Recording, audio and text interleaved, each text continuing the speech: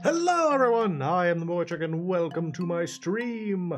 Yes, it will soonish be my birthday.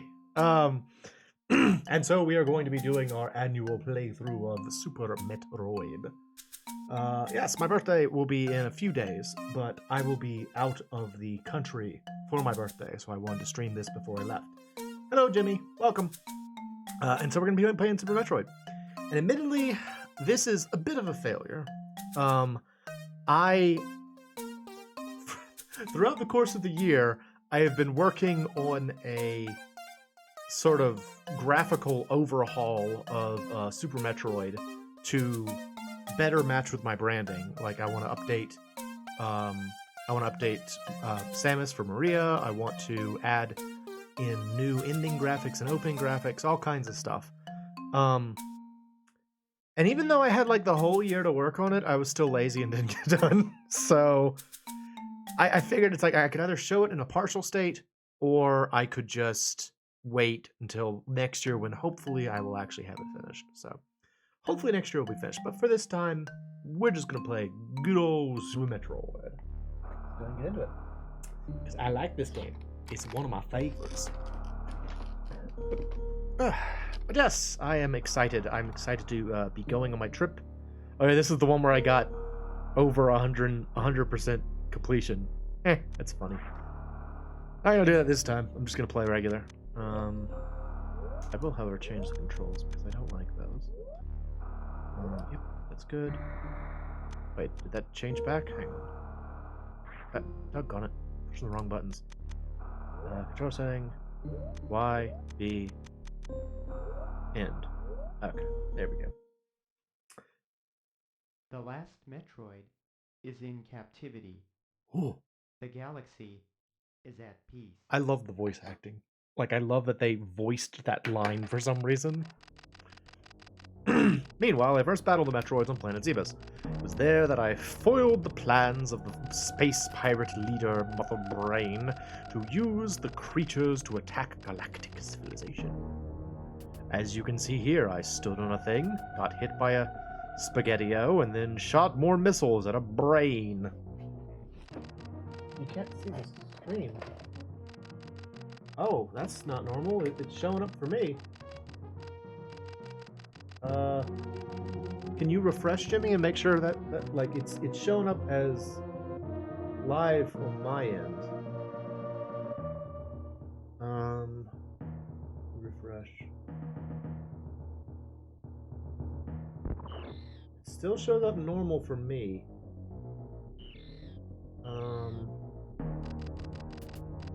Oh, okay. Scared me, Jimmy. I was afraid. That's good then. Oh, okay. Fair enough. Glad that it wasn't technical difficulties on my end, because it's usually technical difficulties on my end, so it's nice to have it be a little bit different every once in a while. Anyway, what was I saying?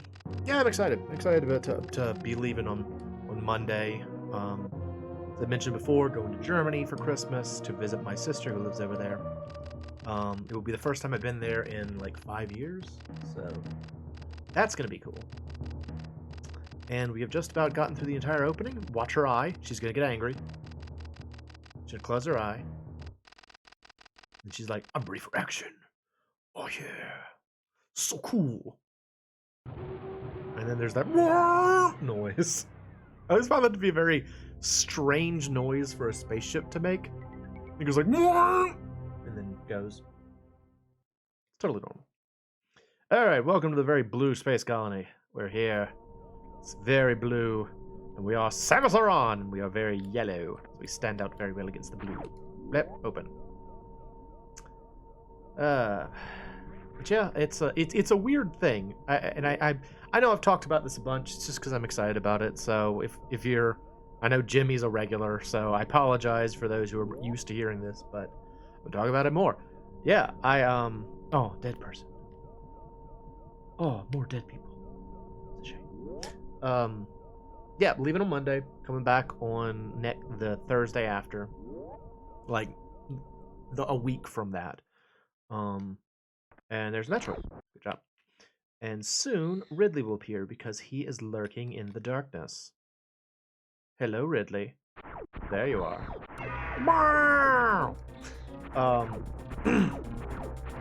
Yeah, excited, looking forward to it. It will be the first time I get to meet my German nephews in person, which is very exciting for me. And yeah, I don't know what else to say. Oh, that's what I was gonna say. It's been so long since I actually bought the plane tickets that like it doesn't really feel real yet.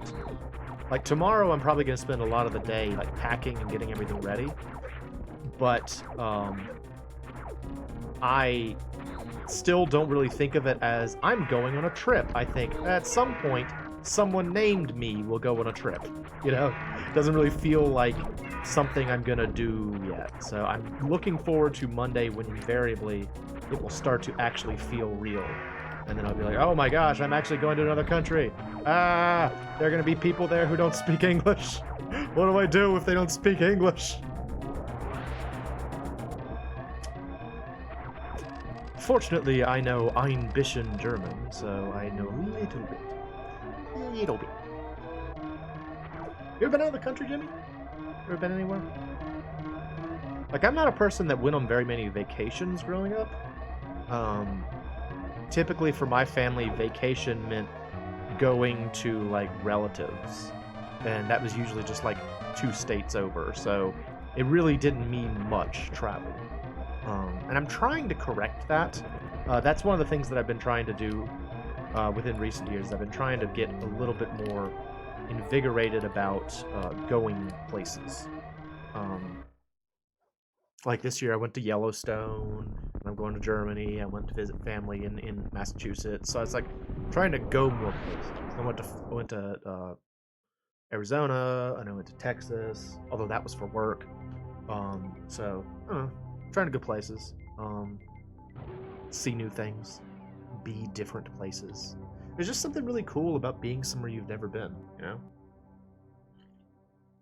It's like, look, my circumstances are different.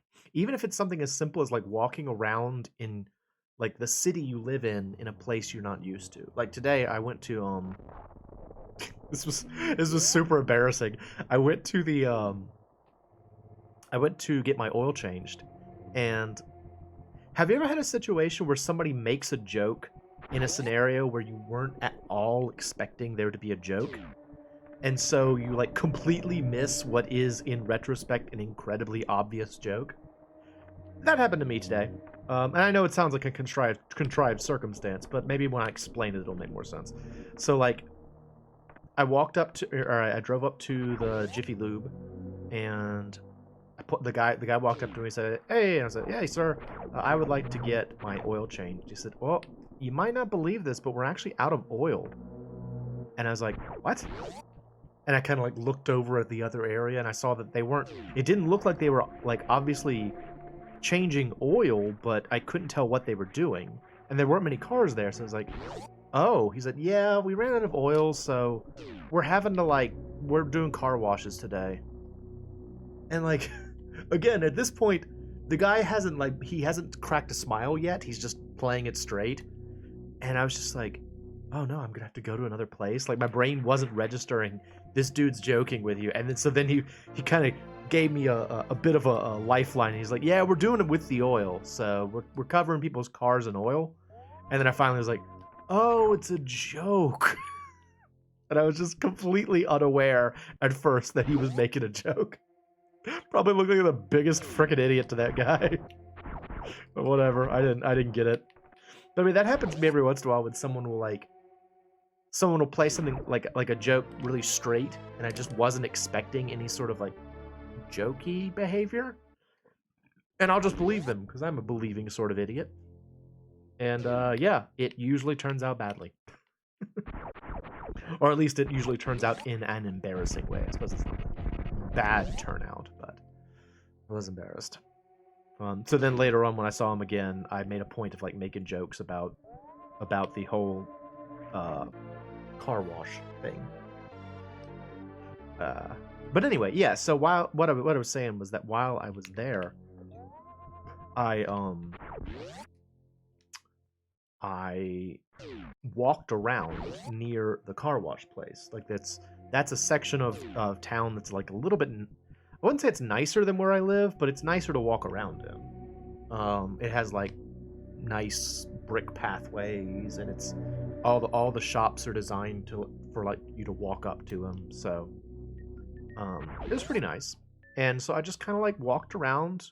I didn't do anything special. I went to like I walked down to a gas station to get myself a drink, but there was just something really cool about being somewhere that I'm not used to. So I like that kind of thing. That's definitely part of why I'm excited to be going to Germany. Also, just, you know, it's a beautiful place during the winter. Or it's a beautiful place for like Christmas and winter, and it's got that kind of like old, like, I feel like German people know how to like do Christmas right because they've been doing Christmas for a long time. You know? And so it has a very lovely like feel to it. And my family lives in southeast Germany, which is also known as Bavaria, if you've ever heard that term, which is kind of like an old-fashioned area of Germany as well.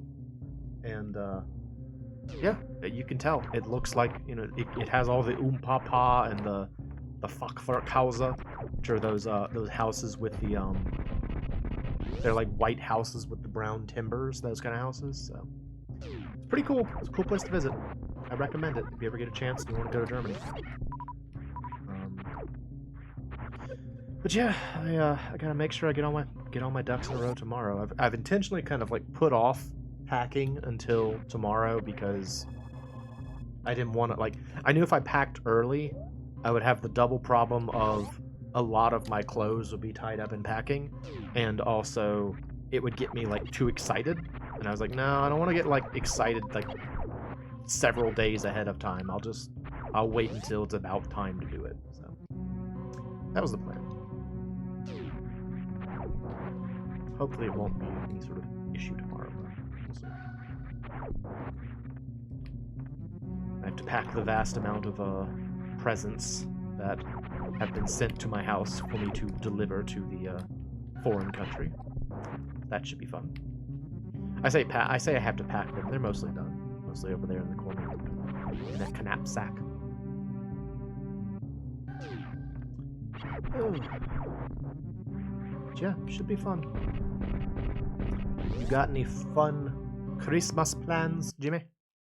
Do anything cool? Playing more Spider-Man? Did you finish Spider-Man, or are you still doing Spider-Man? I know you were playing Spider-Man for a while. I don't know if you actually finished it or not. Can't remember. So it's like, what? Oh, hello. Whoop. Haha, haha, haha. Whoop. Oh, he still got me, dang it. Like trying to like dodge them by rolling into a wall. Ah, my controller's not. My R button wasn't functioning. Whoa. This poor guy. I just shot him a bunch and his heart is now exposed. Now he's headless. Poor monster. Life is difficult when you're a Chozo.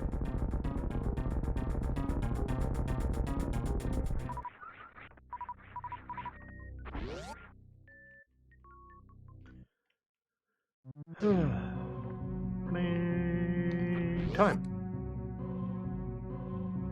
Love this game though. I was trying to think of like things I could do to make it more difficult, or like come up with like a challenge mode or something to kind of change things, but all I could really come up with was the idea of like limiting my movement, and I kind of felt like, well, that doesn't sound that much fun. You know, like making it so like for example, only allowing myself to use the regular shot, or a single beam at a time, or like having to take off the power suits anytime I'm not using them, stuff like that. And I'm like, just sounds like it would be a hassle, not a whole lot of fun to deal with. So we're not doing any of that. We're just playing the game. We're just playing it regular style. 'Cause I just enjoy it. I mean, that really is the only reason that we play Super Metroid on or around my birthday, is because I just like this game. I got the idea of playing like having an annual game from Brutal Moose. He always plays Fatty Bear's birthday surprise on his birthday, and I was like, and I think it's just because he likes that game, and I was like, I want to do that too. That sounds fun. Sounds fun to have like a tradition. Make it a tradition for yourselves. That's the plan. That's what we're doing. Blah, blah. I am sad that I didn't finish the ROM hack in time though. Like I got the character sprites finished, and I got one of the endings done.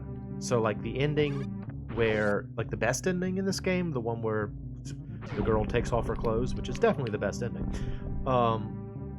Obviously that's the one I started with, and I got that one finished, but I didn't get like the regular power suit ending finished, and because it's actually like a little bit more complicated to work on.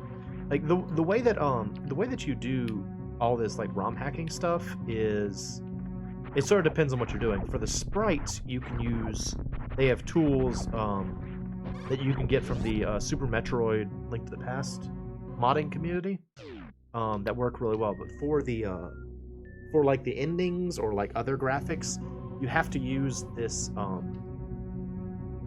you have to use like tile specific editors, and I was using one called YYCHR, and it's like very low level. It just kind of like decompiles all the graphics, and you just have to like find what you're looking for, load it into the game, and then play the game and hope that it worked. It's kind of how it turns out. All right, this guy.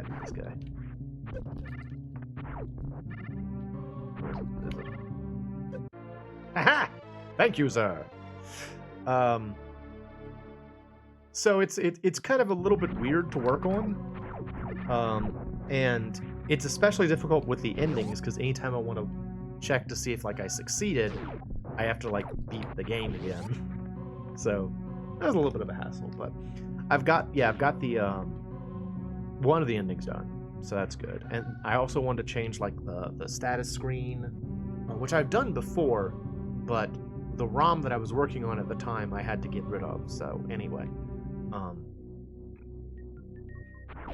and then I wanted to maybe add some other things. Like there's some mods I found that make minor adjustments to like the gameplay, and I was like, those kind of might be cool to have, because ideally what I ultimately want to do is have a cartridge, like have a reproduction cartridge of the Legend of Zelda Link to the Past with Moe as Link and Super Metroid with Maria as Samus, because I think it would be fun to have like cartridges for my specialty games with both of my channel mascots.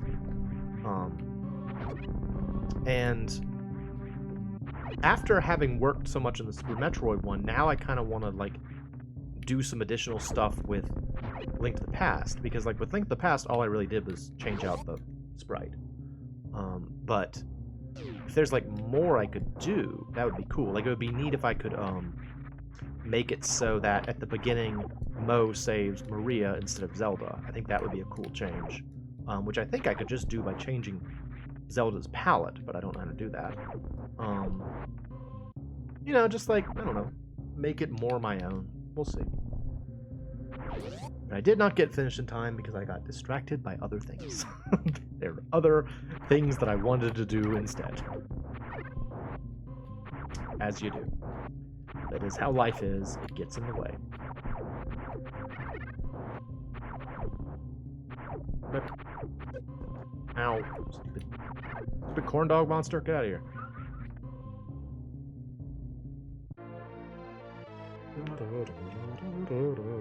I will admit it feels a little bit weird to be playing this game and getting all the items, since the last time I played this game was when we did that run through where I was trying to get like the 135%.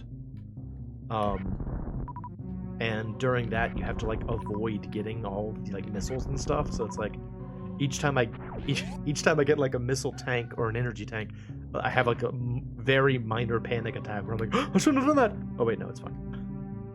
Never mind, it's fine. It's okay. We're okay. Down we go. to Brinstar. Ugh. Earlier today, I was watching my, listening to, my Mega Man Trilogy Endurance Run stream. And, this controller's being kind of weird. Certain buttons aren't working as well as they should. And it's like, as much fun as it was to do that, I really wish I'd known during the stream that the audio was desynced. I was so sad when I realized that the audio was desynced. Because, like, I was singing during that stream, and you can pretty easily tell when the audio is desynced if someone's trying to sing with the background music. And I was just like, I wish I had noticed this.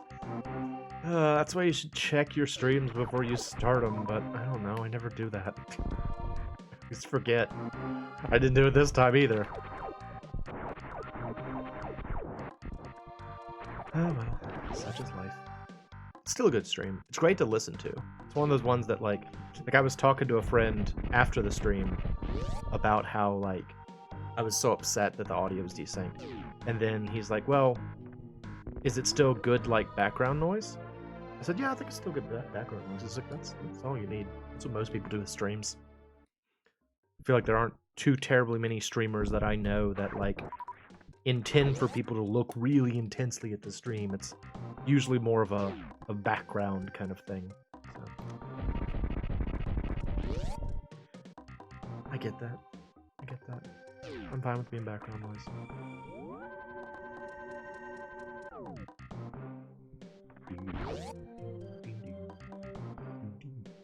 I'm singing the music again. Hopefully the audio's synced properly, or it's gonna sound weird.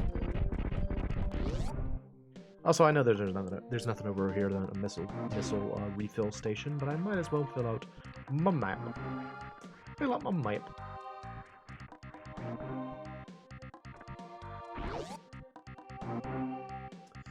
So one of the things that I'll just bounce this idea around because I'm thinking about it, because this game is suited for it.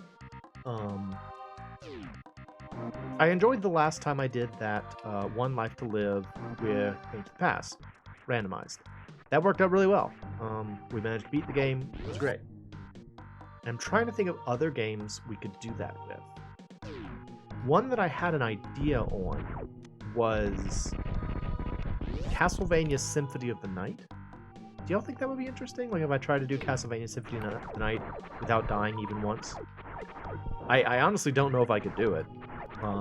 Because that game, like, you can die really abruptly in that game, so I don't know if I'd be able to succeed or not, but I think it might be kind of cool. Like, the big challenge with that series is I have to think of games that have sufficient amounts of danger that I could die, but where I have some confidence that I could not die. That's kind of like the requirement, is that it has to be something where I feel like I might be able to make it through if I'm lucky, but I could very easily not make it through. And of course, if you didn't know, the idea for One Life Lived came from PBG's old hardcore, like Minecraft hardcore series. I've been watching a lot of those recently, actually. And what's interesting is that the most famous hardcore series that he did was, of course, Minecraft one. But especially early on, they tried like a bunch of different stuff. Like, they have like a DayZ hardcore that only has like 3 episodes in it. They have a Diablo hardcore. They have the MineZ and the and Terraria. So it's like they tried different things. And Minecraft, just due to its universal appeal, just kind of turned out to be the most popular one. But I just think that the idea of trying to get through a game without ever dying at all, is an interesting kind of challenge mode. So, yeah, I'm trying to think of other games for that. Games that would be interesting to see, recognizable. Yeah, that's one of the challenges with me, is that all the games I'm interested in are old. So, like, If I want to get any sort of attention on a series, it has to be recognizable. That's why things like Super Metroid and Link to the Past work out really well, because they're very famous. After you, little bug. Oh no, it's a key hunter! Why are these things called key hunters? I don't think it's ever been explained properly. That's what they're called. Key hunters. They hunt the key. What are these? What are these? I've never known. Are they seed pods? They look kind of like missiles hanging from the ceiling.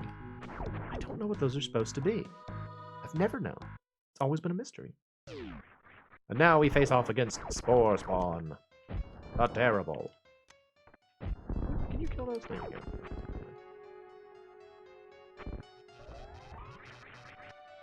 Look at all my bombs. It's never useful for anything in the game. It's just sort of a funny thing you can do.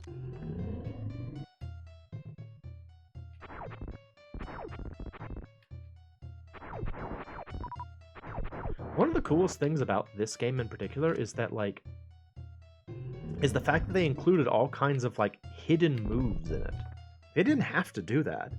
But, like, you've got, like, all kinds of special moves that you can do in this game that are really kind of, like, unnecessary, but are neat. And they're all secret. Like, the game doesn't really tell you how to do them. It shows you a lot of the moves. Like, if you watch the opening sequences, you can see a lot of the special moves, but, like, the game doesn't really tell you what it's doing. It just says, like, look, it's a thing I did. How did I do it? I'll never tell. Like the, I think it's called the Crystal Flash, I think is the name for it. It's like a move where I believe the way you do it is you have to have, like, it's like one energy tank remaining, and you use, like, you drop, like, a power bomb, and basically, like, Samus, like, turns into, like, an energy bubble, and it completely refills your health. It's supposed to be like a health refill thing if you're, like, really low. Which is cool. And then there's the thing where, like, if you charge up your charge beam and have, like, a power bomb selected and then, like, duck, not, like, go into a ball, but just duck, it has, like, a special animation. There's, like, all kinds of weird little bibs and bobs in this game that are not essential, but are neat. Unfortunately, though, since they are not essential, a lot of them are kind of hard to use in any sort of practical way. That's fun.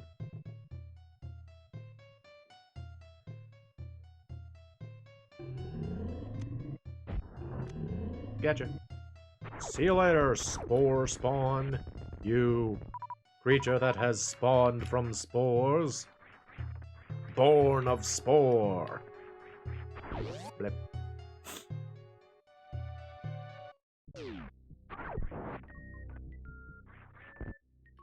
I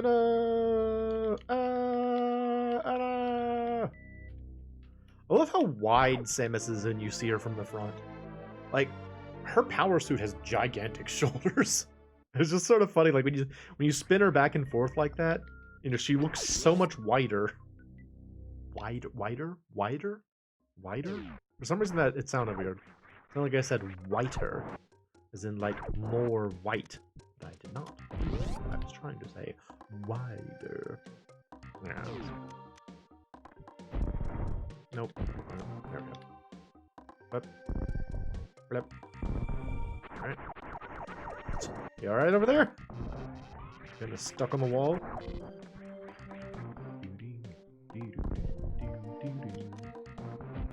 Achoo!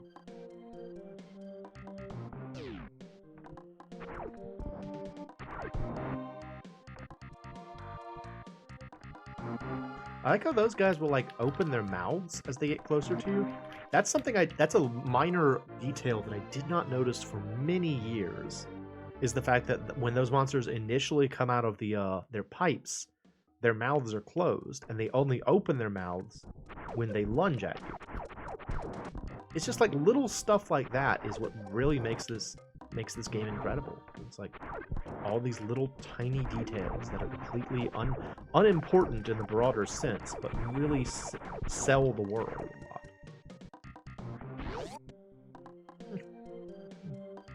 Y'all don't need me to tell you how good Super Metroid is. It's a well-known game at this point. Everybody knows about Super Metroid.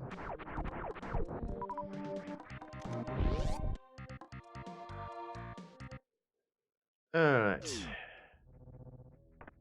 I don't think I can go up yet. I'll just play it regular.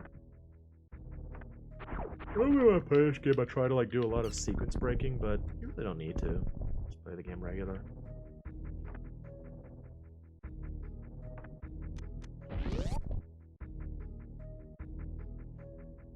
Like, it's funny because I'm so used to sequence breaking in this game, the idea of like playing the game regular is actually more exotic to me. Like, I'm so used to playing it sort of like out of order in a lot of ways that just like for example, right now I would normally use the wall kick to go fight Kraid. But I think instead I'll do what the game expects me to and go and get the high jump boots. Because it's actually different for me to do it that way. It's strange and unusual for me to play the game in the correct order. There you go. Come on. Thank you. Flip. I always like those green doors. They're very pretty. They're very pretty color green.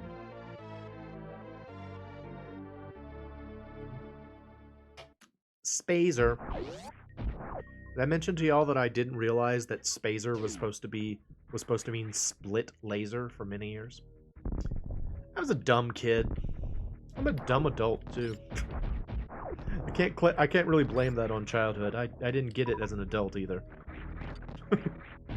Makes so much sense when you think of it as split laser, but I just didn't think of it. Didn't pop in the old noggin. Yeah.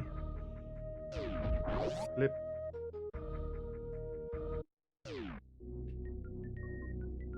How heavy do you think Samus's gun arm is? You know? Because like in Metroid 2 Return of Samus, the remake that they made of it, they gave her like that sort of like swing move where she could just swing her arm and like repel enemies. And she's swinging the gun part, so it obviously has some sort of heft to it. I wonder if it's like heavy. Reminds me of something from Gundam Wing. One of the Gundams in Gundam Wing is called Heavy Arms, and it is like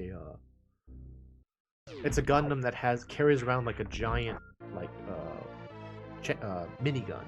Like a minigun is in like the rotary barrel minigun. And there's a part where one of the pilots is asking the pilot who normally pilots Heavy Arms, like, can I borrow Heavy Arms to fight this fight? And he comments on the fact that the weight of the gun is not like balanced. And the original pilot says, yeah, I did that on purpose so that it would feel natural when I tried to use it. And I wonder if that's the case with Samus, where, like, does the gun actually feel, like, heavy to her? Or does the power suit actually manage all that on its own? I don't know. I find myself really wondering what it's like to wear, like, powered armor. You know? Like, some sort of suit. Like, they have that in Death Stranding. There's, like, that leg support stuff you can get, like the leg support armor. And I haven't played Death Stranding, so I've just seen it. But, it's like... It's this thing that you attach to your legs, that Norman Reedus attaches to his legs, that is designed to just kind of, like, support the idea of walking under a burden for like a long time. And I just find myself wondering, like, what's that like? What's it like over time to have that circumstance where like your body is being like supported by something. Like what's it like when you take it off? Is it weird? Like I remember in Artanelico 2, one of the first pieces of like the piece of armor that the main character Croy starts equipped with is like, I think they call it like knight's armor or something like that. But in the description for it, it mentions that the suit is like equipped with temperature control. And the description mentions that like it's initially very uncomfortable for a lot of the new recruits because suddenly they feel like disconnected from their environment. And there's kind of something to be said for that. Like, you know, you would feel like you're not connected to your environment in a suit like this. So I don't know. I think it's just interesting. I guess it's the same thing as wearing like any sort of like protective gear, like insulated gear or whatever, but that sort of thing is interesting to me.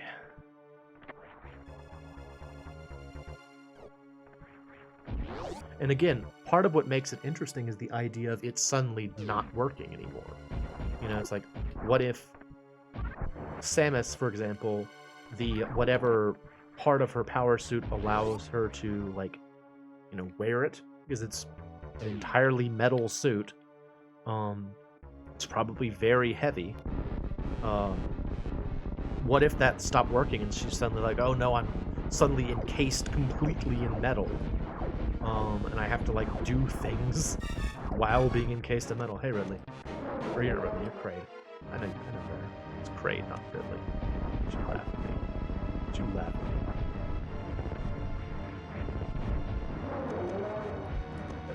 at me? Hey, open your mouth. Open your mouth!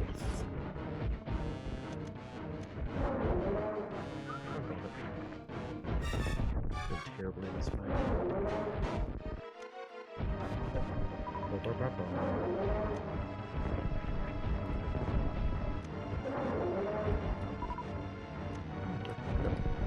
Little ride there.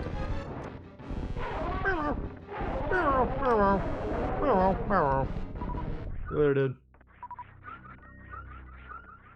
Time to become orange. Ooh yeah. Ready for some orange action. The variant suit.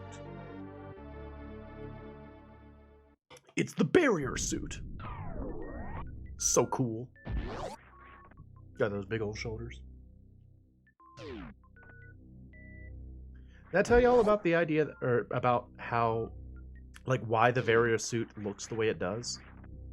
How, like, with, in Metroid 2 Return of Samus for the Game Boy, they wanted to make it clear at a glance to the player whether or not they had, like, the suit upgrade. But they didn't have the advantage of color like they did in the original Metroid.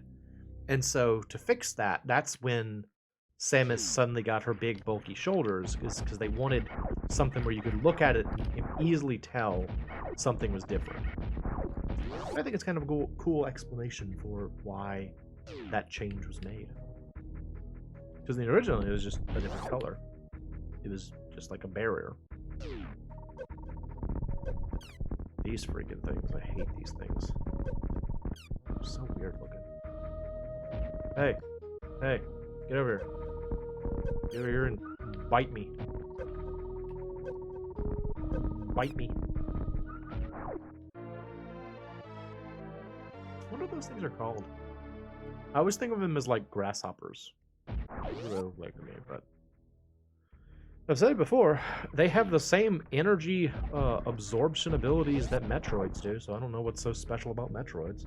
These things can do it too, apparently.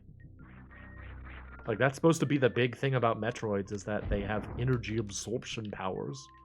But then those little dudes can do the same thing, so what the heck? What the heck, game designer? Get you together. Get him together. Ooh. Ooh.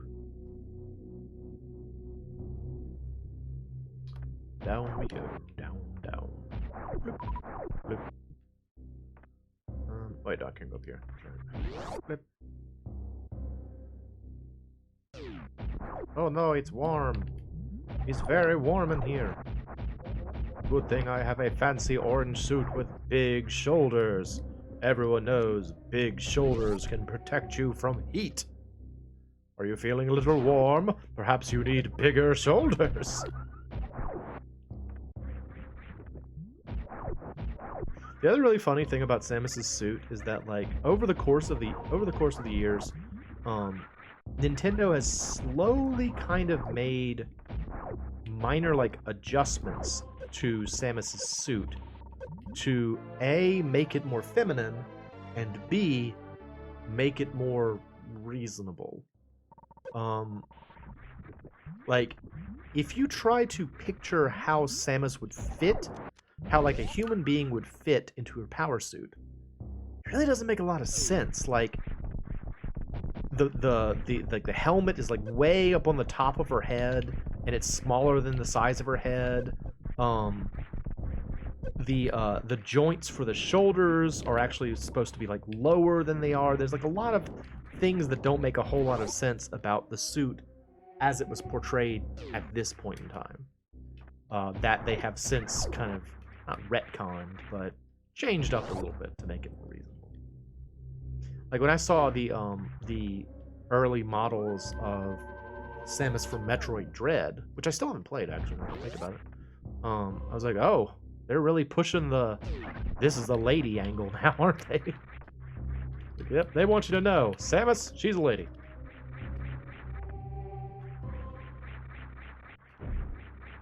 Which is fine. She is a lady. It's okay.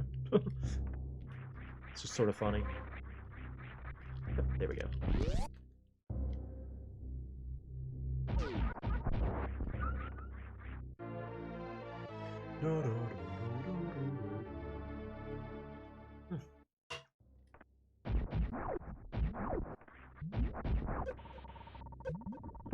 Come on.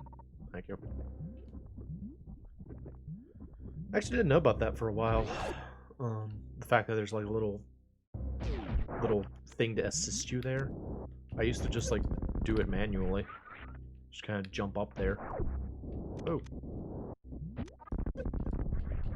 Stop shooting at me. You. Oh, well, what the?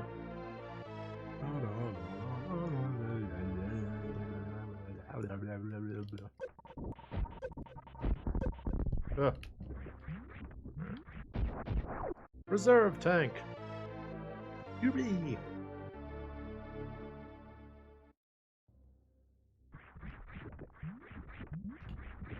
Do you ever kind of wish that, like, I know that this is exactly what ROM hacks are for, but do you ever find yourself wishing that you could see, like, a first-party,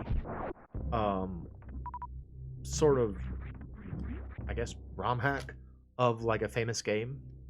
Like, I would love to see, you know, like, a made by Nintendo,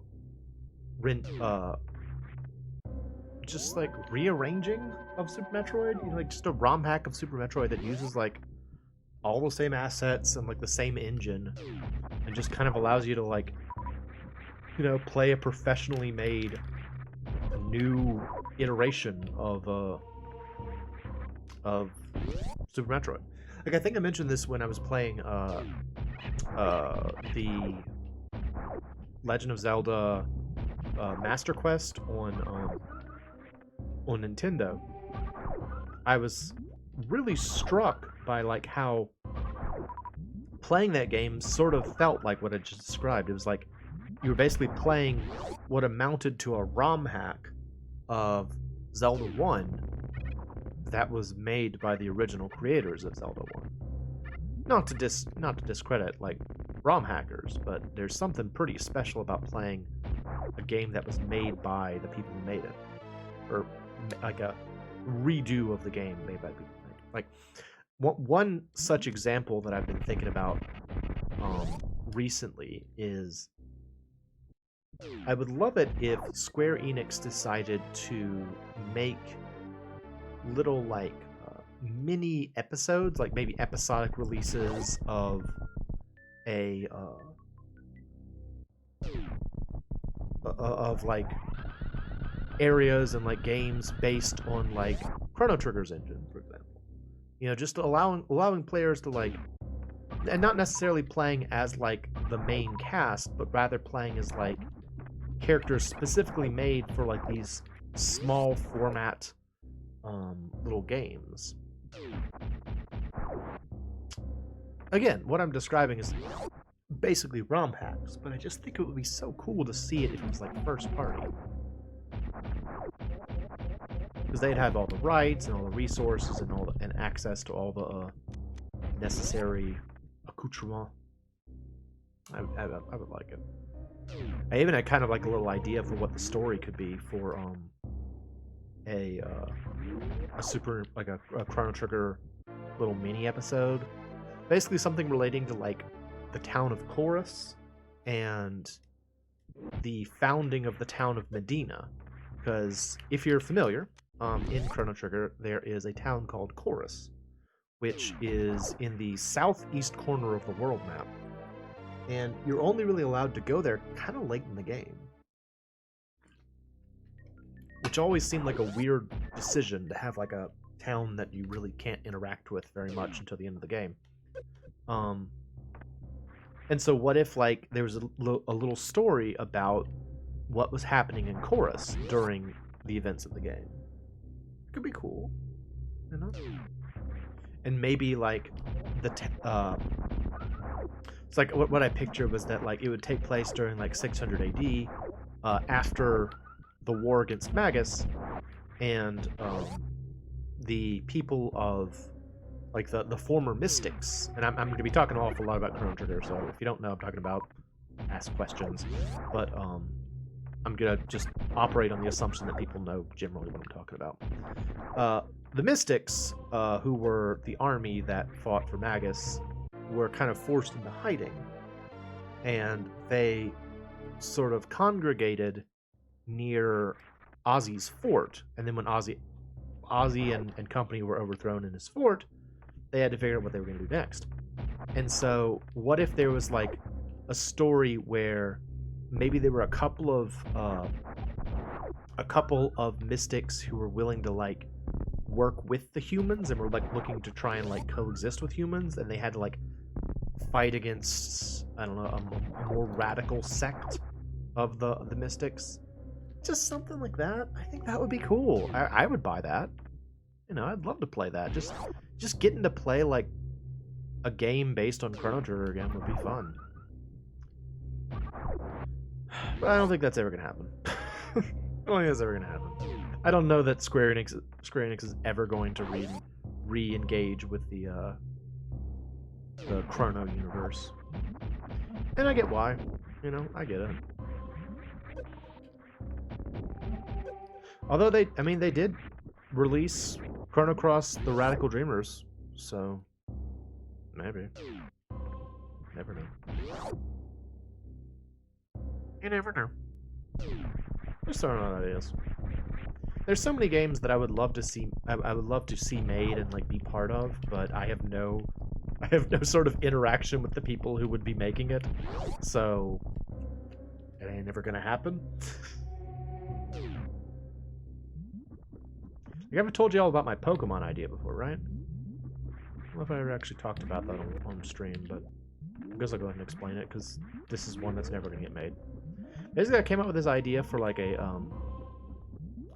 Pokemon-themed like management sim called like Pokemon Gym Trainer, and the idea behind it is that you as the player would be playing as a sort of like manager for the various gyms in one of the regions. Like for me, I always go back to Kanto because that's just the one I started with. But it could be any of them. And the idea is that like when you start, you're only managing like one gym. And in terms of what you can do, you're supposed to manage kind of like their finances. You can have the gym leaders do different things. Like you can say like, I want you to take X number of days off to go and train your Pokemon or search for new Pokemon. They would have to have like scheduled battles where they have to fight against trainers. just like all kinds of stuff like that. And as you move forward in the game, you gradually take on more and more responsibility for different gyms, and your ultimate goal is to make the entire league profitable. Like you could say at the beginning of the game, like, you're called in to help because the leagues aren't being profitable. Too many kids are beating the gym leaders, and the gym leaders are having to pay out a lot of funds to keep up with that. I don't know. That's an idea I had. I thought it would be fun because it would allow you to like play Pokemon in a very specific way. Like for a long time, I've had a desire to play a what I would describe as a gym leader challenge in Pokemon, where you decide that you will play as a gym leader.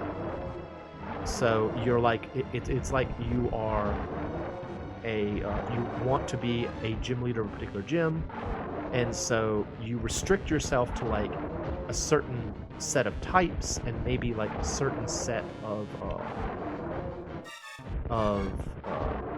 Pokemon. Like you can't have any more than this many or something like that. So I've wanted to kind of like do a Pokemon playthrough like that, but I never got around to doing it. But I think it could be fun. Anyway, that's effectively what this would be, is like you would be managing the gyms. And so like an example would be like, let's stick with Kanto, because again it's the one I'm most familiar with. And so you would start with like Brock, for example. And Brock, you know, he's the rock type gym leader. And you say like, okay, well Brock, you can only use rock types, ground types, and like maybe normal types. And so you would have free reign to like go out and train your Pokemon in various places, but you couldn't catch and use any Pokemon other than those particular types. And you would have to kind of like try to come up with strategies to deal with people that show up with, for example, grass types. What do you do? How do you resist that?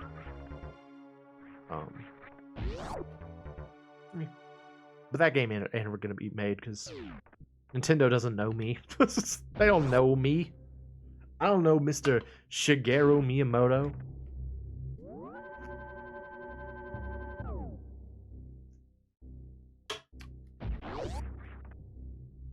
That's one idea. I've got a lot of Nintendo ideas that will never go anywhere because I don't know anybody at Nintendo. But I'd love to make them. I'd love to see these games be a reality. That'd be a fun birthday present. Nintendo calls me up and they're like, "Hey, are you the MoeChicken?" And I'd be like, "Do you know me?" It's like, "Yeah." Like, we want to sponsor your game. And I was like, I can't believe that this is happening. And then Shigsy shows up and he's like, "Psych!" That's the only English word he knows. And then they hang up the phone and I get really sad. I like the idea that the only English word that Shigeru Miyamoto knows is psych. He only uses it to mess with people. That's funny. Shoot.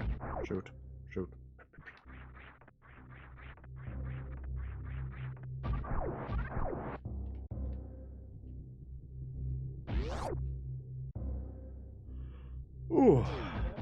Blue things. Oh my god. Again, it's kind of weird to be playing this game in such a straightforward way without really doing too much sequence breaking. Because, like, there's a lot of stuff that I would normally be doing now, or have done now, that I'm not doing. So, a little strange. A little odd. We are currently going... Oh, hello. We are currently going for the, grappling hook, though. Look at that. Oh.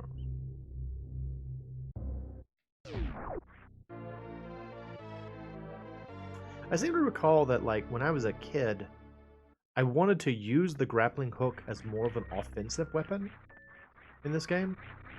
because it can do damage, just very minor amounts of damage. And what it makes me think of is the Jurassic Park game for the Super Nintendo, but and actually a couple of other things, where you had like a little taser that you could use. Like at any time you could use the taser if you ran out of like other bullets, and it was like kind of a weaker option, but you could use it. And as a kid, I remember like associating the two things in my head. It's like, oh, look at this. The looks like Dr. Alan Grant is using the grappling beam from Super Metroid. That's cool.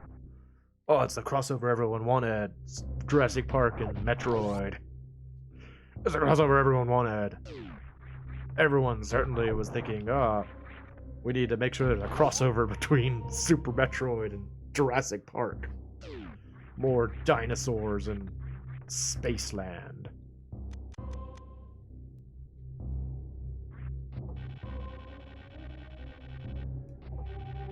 I will admit, as cool of an idea as the grappling beam is, it doesn't work super well in this game. It's one of those kind of things where, like, what is it? Oh man, not that. Did you just reset game? I'm going. How far back am I? Not that far. I forgot that can happen with this cartridge sometimes. I don't know why. I don't know what it's doing, but what was I talking about? Metroid, Jurassic Park. Oh. That's what's important. Oh. It's fine, we're just playing Metroid. It's cool. It's cool.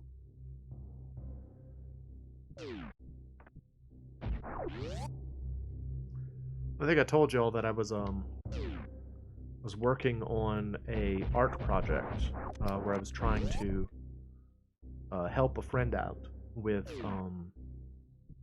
some art assets for their YouTube channel, and it's coming along well. I'm gonna try to get as many of them done before I have to leave on my trip as I can, because otherwise this person's gonna lose like 2 weeks of potential video making time to my just not being in the country. So I'm gonna try to do that. It's coming along pretty well. It's a funny thing, like I've made the, I make the assets for, my own channel. I draw all the pictures for it. And I didn't realize how useful it can be to just kind of like have a full set of emotes for use in videos. Like as I've been working on this person's art assets, because mostly they're just like emotions, like angry, sad, shade, like various like things that this person wants to convey during videos.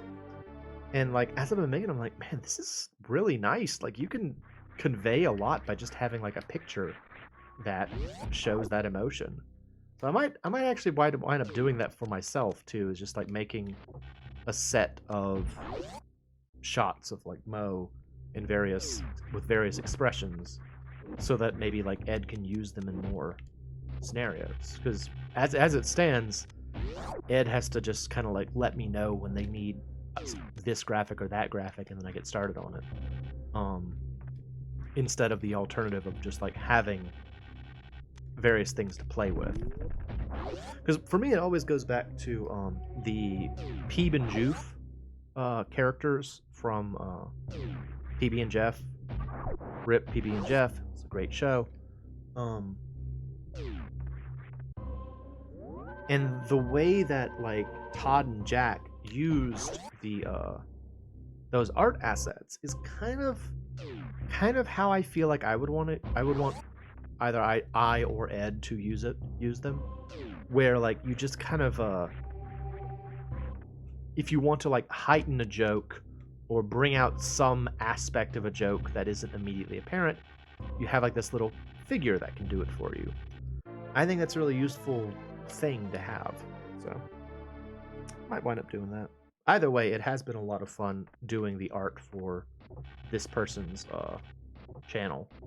Because like for it, I like they didn't have a character really in advance, and so I kind of made a character based on what they look like, and it turned out really well. I'm actually very happy with how the character turned out and how the images are turning out. So it's super fun. It's fun to make art assets. But again, I keep adding more and more onto my plate. Like as I'm working on them, I keep thinking of like scenarios where this person could use either this expression or that expression. I'm like, oh, I should make this one for them. I should make this one for them. I keep like coming up with more and more.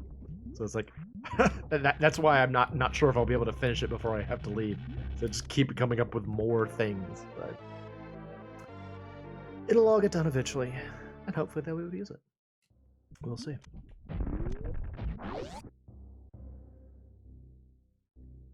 Yeah, as soon as I'm done here, I'm probably gonna go back to that.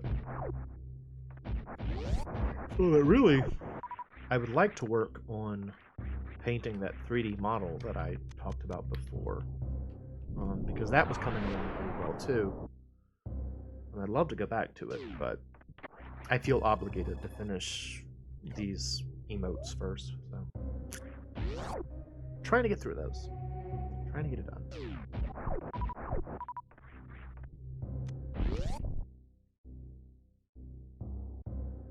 I think I can probably get it done. I don't think it's gonna be too hard to do. Just a matter of doing it. Nothing to it but to do it.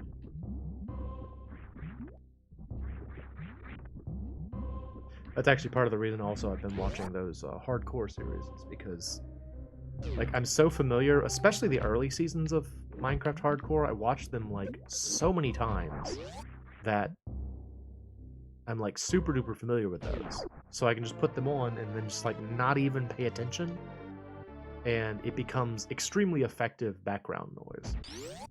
Because it just sounds like funny people talking, you know? That's all it comes across as. It's like, ah, that's a funny joke. That's a funny joke too. Funny, funny jokes.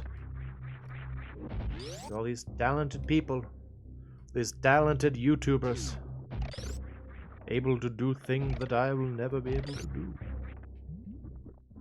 They're funny in a way that I am not. That's why they make the big bucks. That was another thing I was talking to people about earlier today, was the idea of millionaire streamers. And someone mentioned the idea. It's like, yes, we live in a time where there are millionaire streamers. There are people who have become millionaires simply by streaming content on the internet. And I was thinking, it's like, you know, while that is true, I think we are also past the age where anyone will become a millionaire streamer. I think the millionaire streamers have already been decided, and I don't think they're going to change. Maybe that's a bit cynical of me, but I don't know. Yeah, I got it. Nice.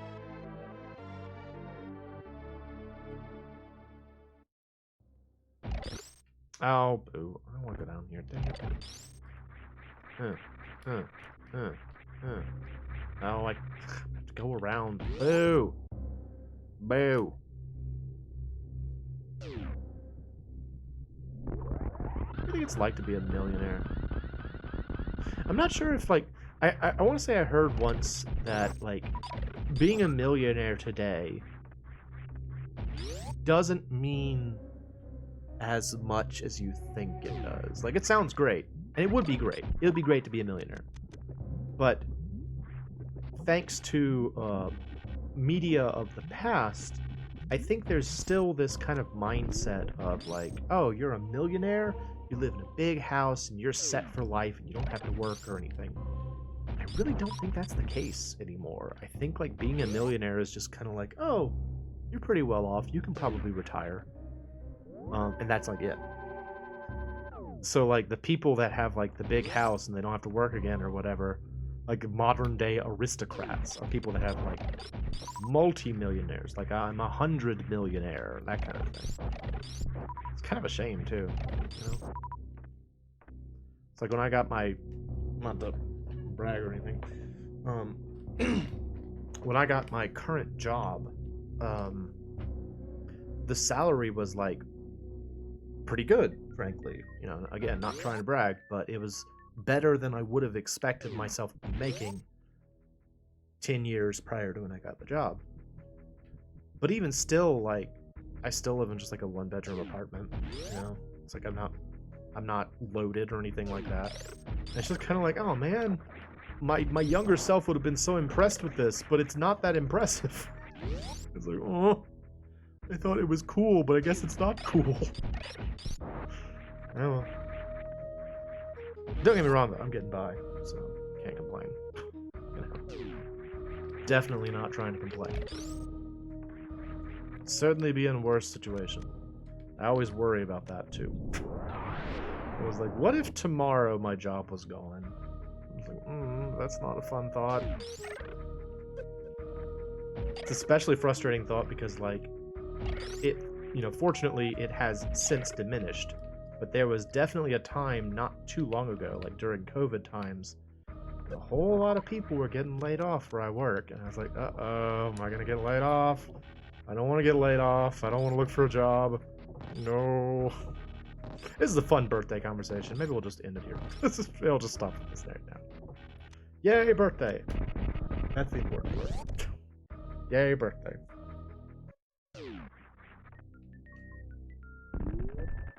For all that, again, it is not my birthday yet. It will not be my birthday for a few days.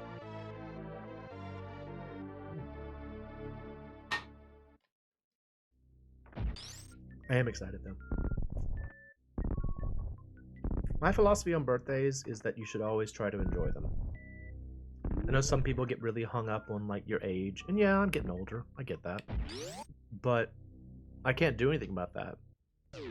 Plus, like, my perspective has always been that, like, you are allowed to be as excited as you want about your birthday, because it is your own personal holiday. That day is for you. It's your personal holiday.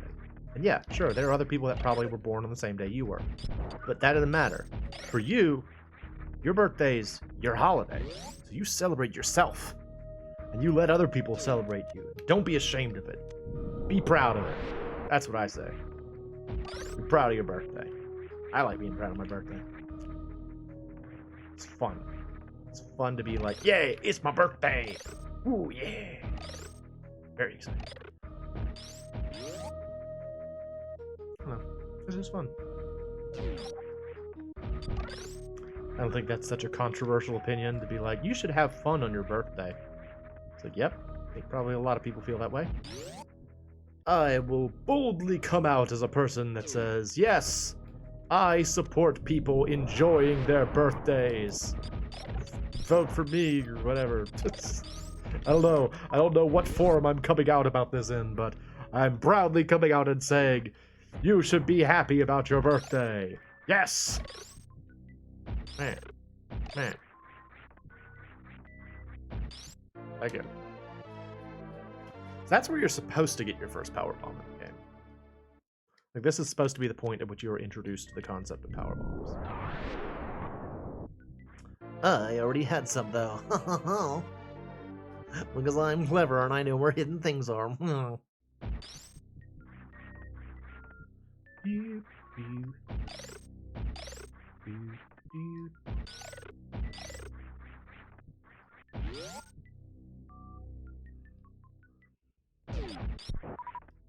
Stop using the ice beam. When I was a kid, I would just kind of like leave all of the beams on at all times. But you really don't need the ice beam a lot of the time. Like it kind of has like a niche functionality, you know? I just had in my head that's like, well, if I got a new power up, I might as well be using the power up, but I don't need to.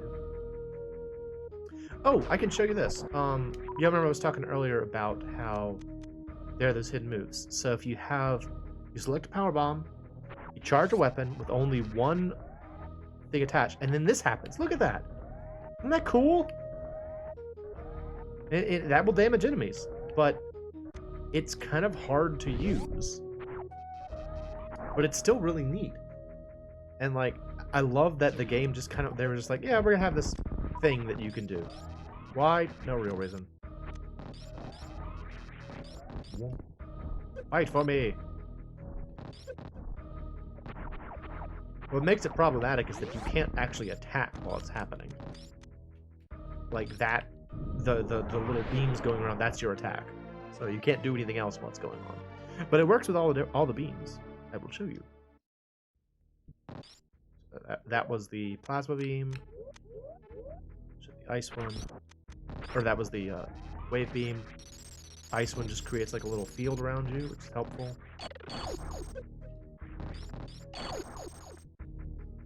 More functional again if you could attack while it's going on, but you can't. And then what's the spacer? I can't remember what the spacer does. Oh yeah, it does this. I mean, that one's actually pretty powerful. You know, it's like you have like spacers just zooming all around you. Super good. The game doesn't tell you about them, except in the opening. It's the only way you can know.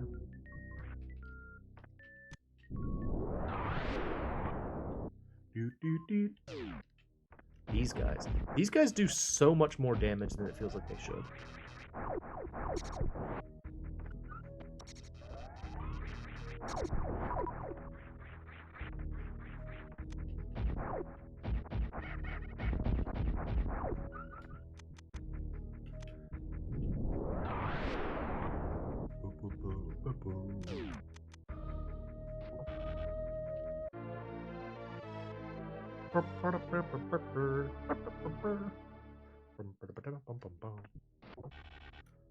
We're only up against Fantoon. I feel like I'm going kind of slow this year. That's fine, I guess. Not really a big problem, but we may not get the best ending. What a shame. I remember when I was younger, I really liked this area. This kind of like, I guess, scaffolding outside of the wrecked ship. And like how this is the first time where you hear like Samus Aran's theme. I was like, oh, listen how like cool it sounds here. It's like really strong and triumphant. It's like it's like, oh, it's so cool. And ghosts happen. Then suddenly there are ghosts. Space ghosts, in fact. Ah! I told you all about how when I was a kid, I was so scared of the ghosts in this part of the game that I had to have my sister. Oh, doggone it! I gotta kill ghosts to try and get a super missile. Give me super missiles, please. No, I had to call my sister into the room, have her sit with me while I was fighting this part of the game because I was afraid of the ghosts. Yep, it is true. I was very scared, but thank you, big sister. Why it's good to have a big sister. Good to have an One-chan. She can hang out with you while you play Super Metroid for one part. They're scary. I don't know. They were scary to me as a kid. If I can fight these things? I didn't know that.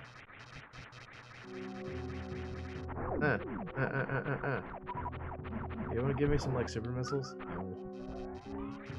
Doggone it. This is dumb. I didn't realize that I was going to be stuck here. Da da da da.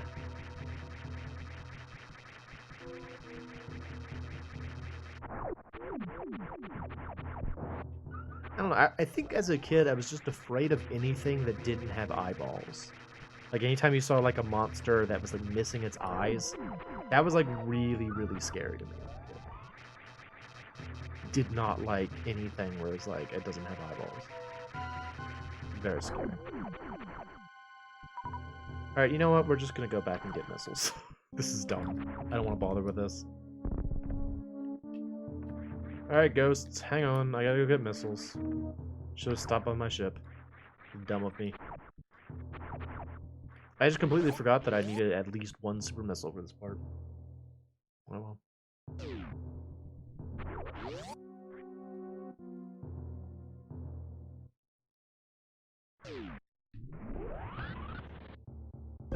Entirely unnecessary. I gotta get back fast. Fastest way to get back, Shine Spark. Like, it still seems weird to me that that move is called the Shine Spark. Why is it called the Shine Spark? Such an odd name. The Shine Spark. I think that's the official name for that. The Shine Spark. There we go.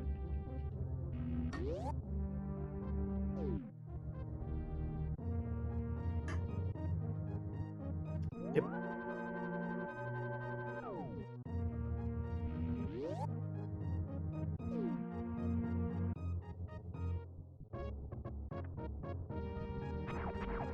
Do you think Samus got that ship made to look like her head? Or do you think the Chozo gave that to her? Like, do you think the Chozo, like on her Sweet 16, they gave her like a new outfit and also like a spaceship that looked like her head? Or do you think like she went to a spaceship manufacturer and she's like, I want my spaceship to look like my head? And he's like, okay. And just went along with her on it? I don't know. It is a mystery. I'd like to believe the idea that she went to a spaceship manufacturer and asked them to make a ship that looked like her head. That's much funnier to me. I really like that idea. It's like, I want my spaceship to look like me.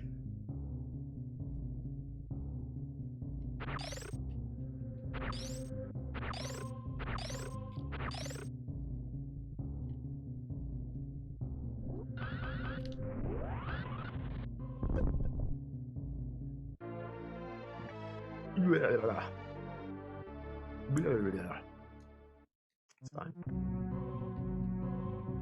I got the missile now. Yay. Yay. Ow. Yay. Ow. Let's switch back to ice.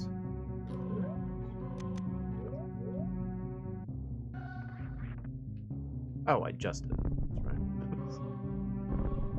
I got boomer brain. Remember when I did that? The dreaded boomer brain. Dun dun dun!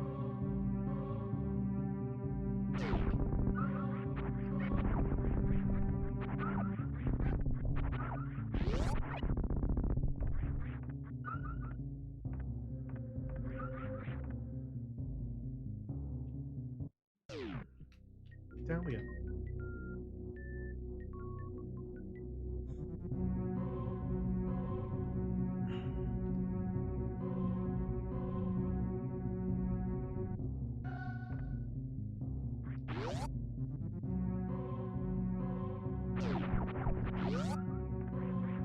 I'm gonna try to do this. It's kind of tricky to do without the gravity suit, which obviously I don't have. But it's doable without the gravity suit. Like you can do it. It's just kind of tricky.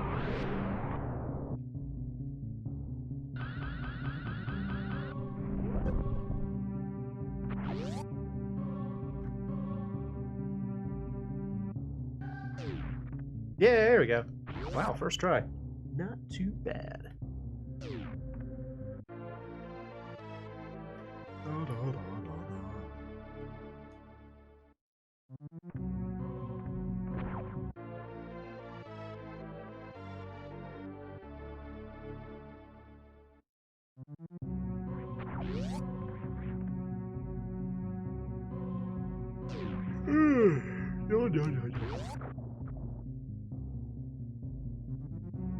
What's rough is if you get yourself stuck down in that mire, you're kind of stuck there for a little bit. Ow. Bumped straight into that guy. Ow.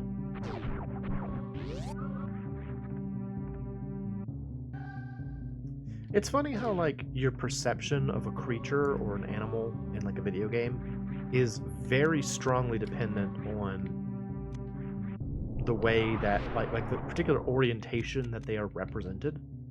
So, for example, the zoomers and the gamers in this game, like when they made those in Metroid Prime, you could see that they were like, they kind of look like insect turtles would be the best way to describe them.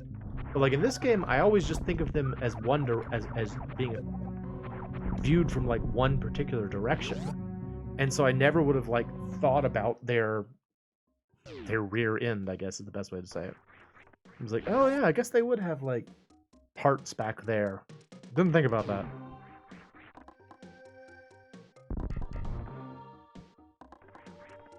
Or like these little hopping guys.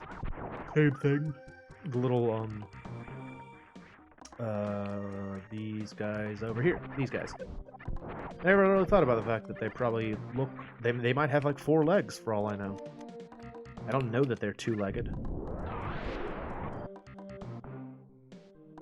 But since you only ever really see them from one angle, it's easy to only think about them from that angle. Yeah. This is what a reserve? No, energy tank. Okay.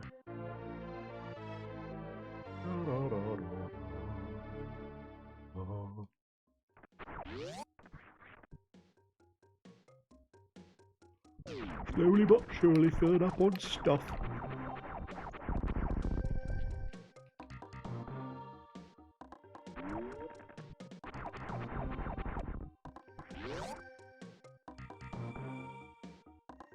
So I remember when I was a kid, how often do I start a story with, I remember when I was a kid? Look, I say that all the time.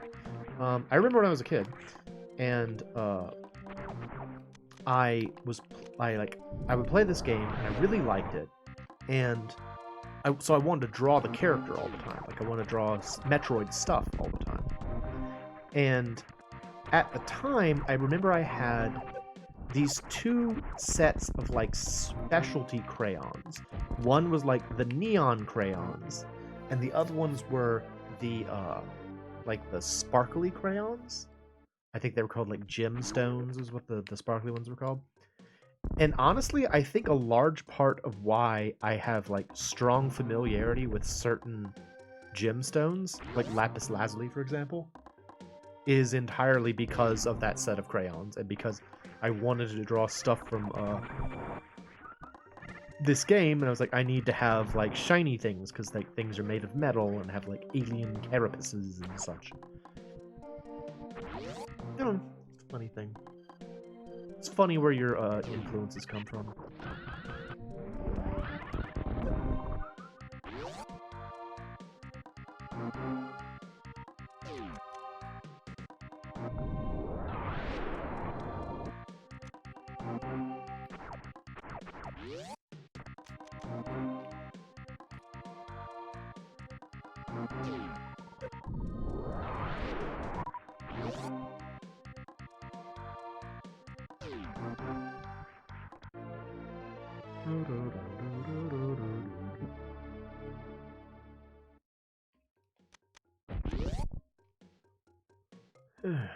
It's a little unfortunate that I'm over here without the gravity suit, because it means I'm going to have to go back for that one energy tank. But that's fine. Again, we're not trying to beat any records or anything tonight. We're just playing. Just playing Super Metroid. For fun. Just for fun.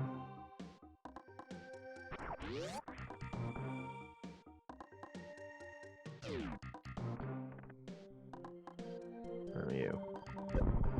Get off. Turn my ice beam real quick here.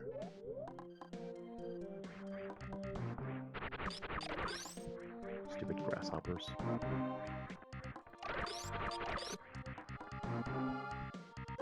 Ow.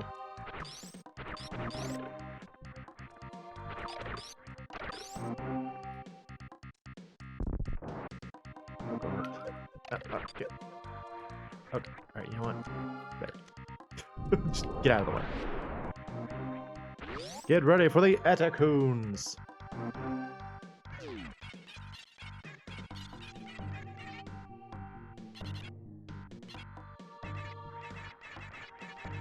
It's okay, Etacoons. I already know how to do this. Thank you for showing me your gymnastics. Oh no, I messed it up. Doggone it, I messed it up again. No. Flip. Flip, Samus.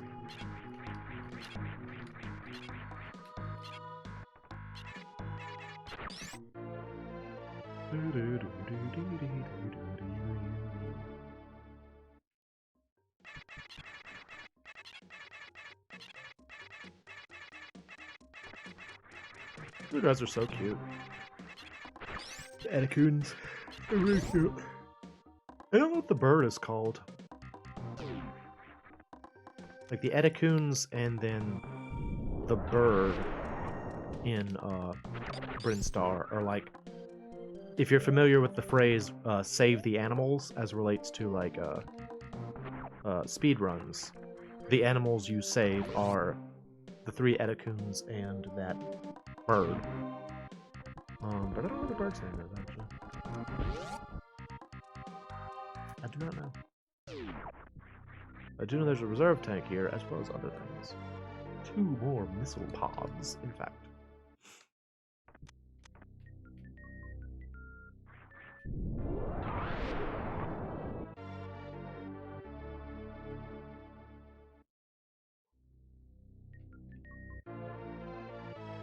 Hey, Cyber. Yeah, kind of happy birthday. It'll be my birthday in a few days, but we're doing this today. Welcome. It's my annual playthrough of this game.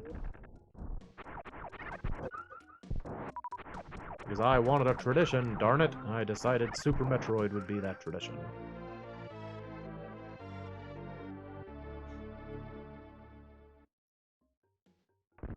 Oh, how are you tonight, Cyber? You doing good? Are you having a good Saturday? My Saturday's been pretty good. I woke up later than intended, and then I was supposed to meet up with a friend of mine today for lunch. A friend of mine who used to work where I work and has since gone to work somewhere else. I wanted to meet up and chat and see how things are going. And yeah, I woke up at like 11:30, and she sent me a message and was like, "Hey, what do you want to do for lunch?" And I'm like, can we do like 1 o'clock instead of 12 o'clock? And apparently, like later on, I mentioned it to her, and she's like, "Yep, I guess you probably just woke up, cause you're lazy." And she was right. I am lazy, and I had just woken up. We went to a place called Taco Bomba today, which is a taco place that, I don't know, near where I live. It's good, so we went there. We were originally going to go and get ramen, but apparently this friend who is she rides a motorcycle. She has since I last spoke with her, has started giving lessons to people, and she was trying to instruct them on like turning, and apparently the bike got away from her, and so she came down like super hard on her right hand. She's trying to get like over it. It's not broken or anything, but it's just kind of messed up. You're going to round 1? Awesome. That's exciting. Do you have any games in particular you're looking forward to playing at the round 1? I kind of want to go round 1. That's fun. I haven't been there in a little while. Round 1 is a super fun place to get to, though.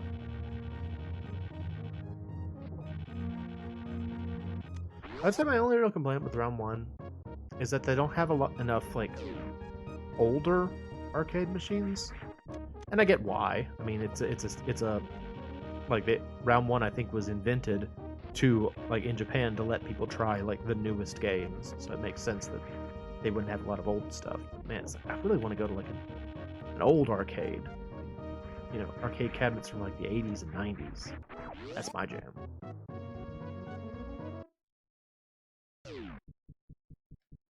But I didn't finish that thought though. Yeah, so because her hand was messed up, she's like, I can't hold chopsticks, I don't think.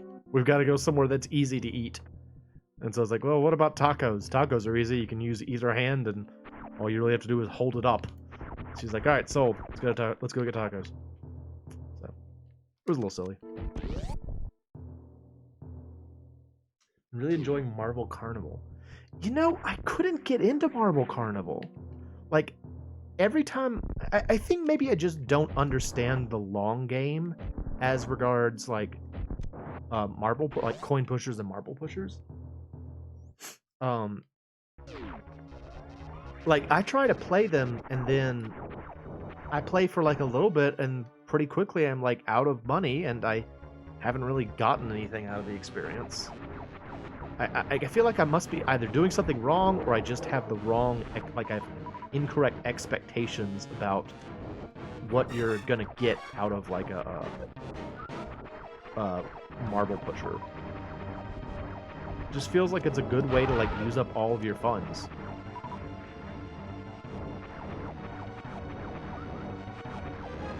It's also possible that maybe I just don't know how to play them. See you later.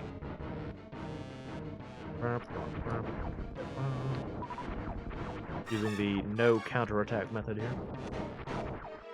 If you didn't know, the famous fire wave counterattack that Phantoon does only activates if you shoot him with a super missile. Meaning that if you want to fight Phantoon the easy way, all you have to do is just not use super missiles on him.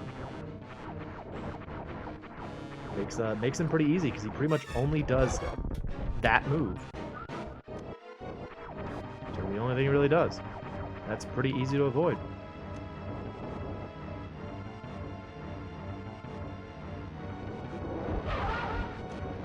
Takes a little bit longer, but it cuts out what I think. Like, when I played this game as a kid, I didn't know that, and so I thought that Phantoon was like the hardest boss because that one move where he like, or they, I have no idea what this thing's gender is. They do that like sweep attack. That's like the most dangerous thing that they do. But as long as they don't do that, they're kind of not that hard. Like, Phantoon's way easier if they're not using that one attack. So that was a great revelation to me when I realized that.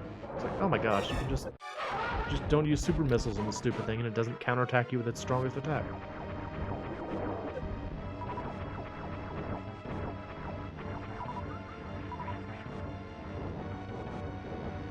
It's like learning about the electrocution thing in against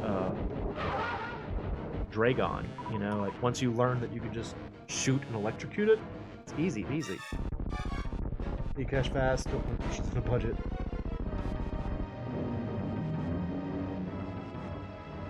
Rick and Morty, and you know the score. I guess the Rick and Morty Marvel pusher is like easy to exploit or something. Pearl fishery can be highly strategized. The last time I was there, I played a little bit of Marvel Carnival, and I got 2 of the cards, but I don't know what to do with them. Like, after I got the cards, I didn't know what you're supposed to do with the cards, so I just kind of, like, have them on my wallet. Like, are you supposed to turn those into, like, the desk or something? Yes, if you know the timing.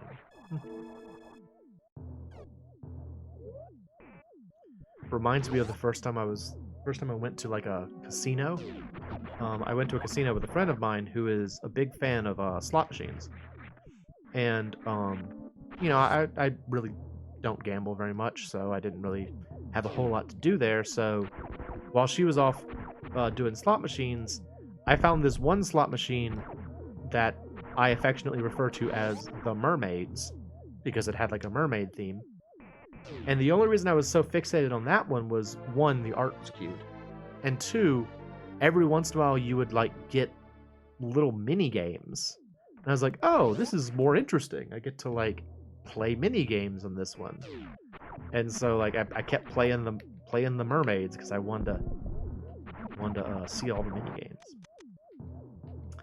And eventually she was done, and we got to leave. Eventually she was done and we got to leave the casino, but for a while there I was just playing the mermaids. It was fun. Wow.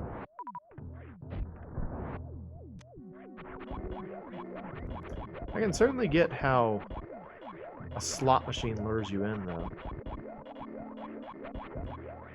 Because, like, slot machines are profoundly,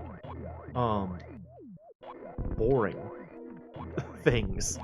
Like, in terms of, like, what you actually get out of, like, a single pull, turn cards on the counter for points. The card with 3 cats is usually the rare. Alright, I didn't get that one. I got the one with, like, the what's his name? The Ringmaster cat, I think, is the one that I got.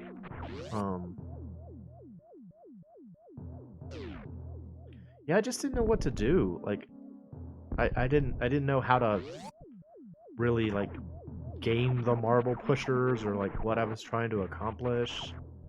Just sort of felt like I was like, this looks more fun with when other people do it. Ian made this look more fun than it was, for me at least. It's very colorful, though. I like looking at all the marbles. I've had a thing for marbles ever since, like, I played Marble Madness as a kid. I had kind of a soft spot for marbles. Oh, and eventually thought about slot machines. Yeah, like, a single pull on a slot machine is not that exciting. And they're so optimized nowadays that, like, you know, you can get right back into the action real quick on a slot machine. And you can lose a lot of money real quick in a slot machine. So, you know, I get it. Pushes are boring. Kind of like JRPGs could be. That's an interesting way to put it.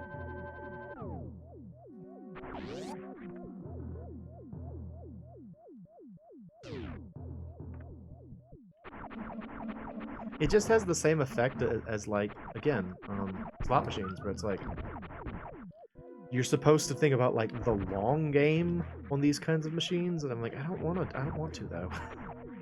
I don't want to be here for hours. I just want to kind of play for a little bit, and then go do something else.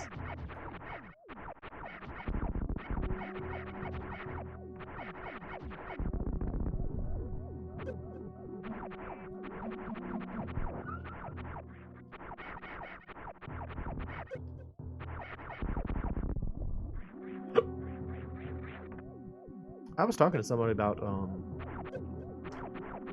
grindy JRPGs the other day. We were talking about the Ys series, spelled YS. If you're familiar with that, it's like an old RPG series that's been around since like the 80s. It's a very old one. And I was talking about how the first Ys game that I played and, like, actually got through was Ys 1 for the Sega Master System. Which, if you don't know, is an incredibly grind-heavy game. Like, it's a game where you have to spend a lot of time just fighting the same monsters over and over again so that you can either make enough experience or money to get to the next area. And at first blush, you're sort of like, well, that's boring. Like, why would you make a game like that? That's so tedious. But there's like a state you get into after playing a game like that for a while where you really kind of like, well, I guess I should say you can get into a state where you become, like, really invested in the character because you feel that character's struggles so much, you know? Like, you're like, I've been here for so long, I've felt every battle that, I guess in Ys's case, every battle Adel has experienced. Hey, Lupin, welcome.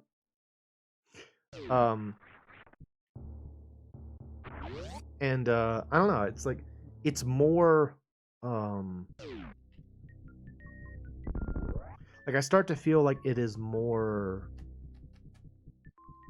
what's the word I'm looking for? Immersive, I guess, for me, than, like, some other, you know, quote-unquote better RPGs, because I just feel so much more connected to, like, the direct effort of, like, making this character stronger. I don't know. I felt the same way in Final Fantasy II for the Famicom, where it's like, you really feel that sense of, like, I've struggled to get here. I've had to work to get here, and I'm proud of the fact that I am now capable of doing such and such with this character. So in a way, sometimes, you know, boring progression can actually make things more engaging.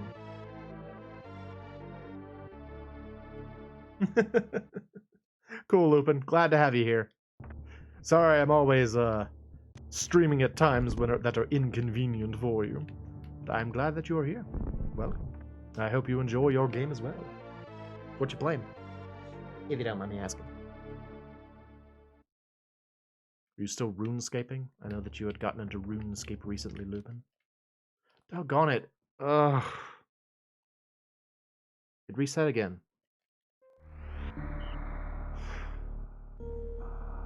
Where am I? Okay, that's not too bad. A farming sim called Wildflowers. Like Oscar Wildflowers?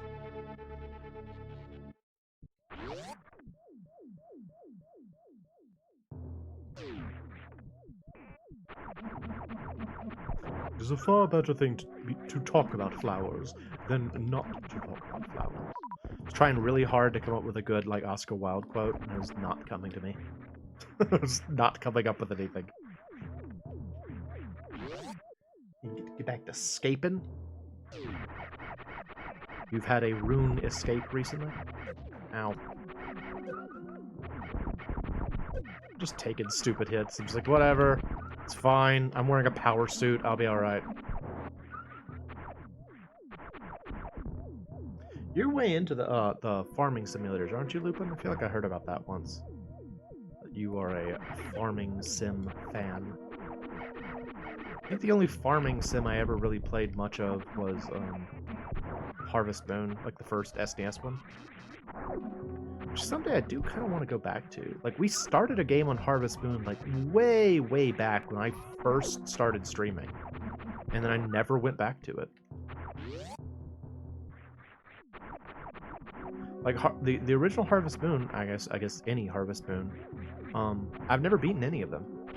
Like, I usually go through, like, I usually go through, like, spring, summer, and fall, and then winter is just so boring that I usually just kind of, like, stop. Like, oh, winter, the season when you do nothing. Can't grow anything, can't really go outside. Winter is awful in the first Harvest Moon. There's just nothing you can do. It's a shame. But I mean, I guess it does adequately portray what it's like to be a farmer. You got a mine in the winter? Yeah. In the original Harvest Moon, the only thing you could mine were those little, like, plants that show up in the cave that are worth like 15 G or whatever. Definitely not a productive time of year.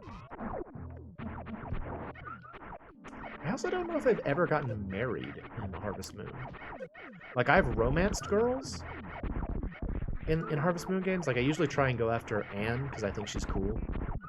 Because she's like an inventor, and that's awesome. But I don't know if I've ever actually tied the knot in a Harvest Moon game. Which is a bit embarrassing. I guess Jack, the Harvest Moon guy, Jack, is a bit anxious about commitment.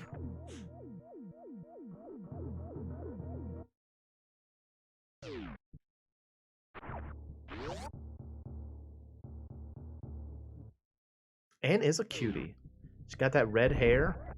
She's got that kind of like boyish, what do you call it? Like, what was the term for that? Like boyish clothes. Like she wears like shorts and a jacket and like does her hair back in a ponytail, and she's like, I'm an inventor, and she's cool. I like Anne. She's cool. She's my favorite. She's my favorite.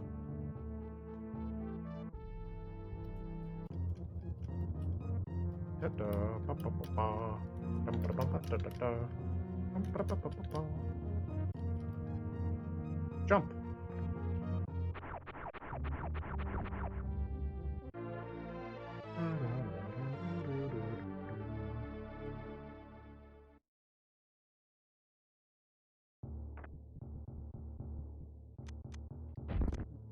I would you call Minecraft like a farming simulator?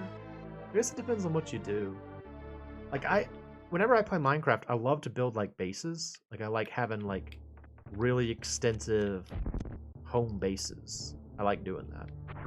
And one of my favorite mods I don't think they have it in modern Minecraft, but they used to have it.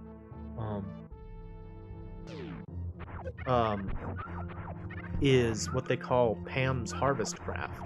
It was an awesome mod that was around for like, I think it was like 1.14, something like that. And all it did was just add like a bunch of other types of like produce. Yeah, I guess that's true. That's fair. Add like a bunch of other kinds of produce and like other things you could cook. And I love that. I wish that regular Minecraft would get on that and give me more things to cook. Minecraft. It's like, I want to cook things. I want to make produce and food and eat things, and it's cool. You can make pizzas. You can make tacos. You can make cake. Let me do that. No. They're like, we're going to add copper. And it does nothing. Frickin' copper. I've heard people defend copper as being like a specialty block that changes colors. It's like, yeah, okay. You can still only make blocks out of it. It's like, yes, it's neat that it oxidizes, but it's still mostly useless. Stupid copper. I was so disappointed when I found out that, like, because I was all excited when, like, I'm gonna complain about Minecraft a little bit now. I was all excited when they said, like, oh, we're gonna add copper into the game. I'm like, oh my gosh, I've seen copper in like other mods. This is gonna be great. You're gonna be able to do so much with it, and you couldn't do diddly with it. It's so friggin' useless, copper. Up on it. I'm mad about copper now. I'm mad. Up I go. I mean, all they had to do was add like copper tools and copper armor. Even that alone would be interesting. But no.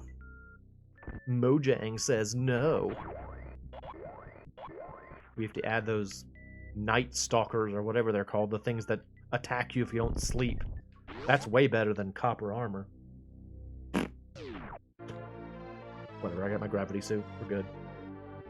Gravity suit!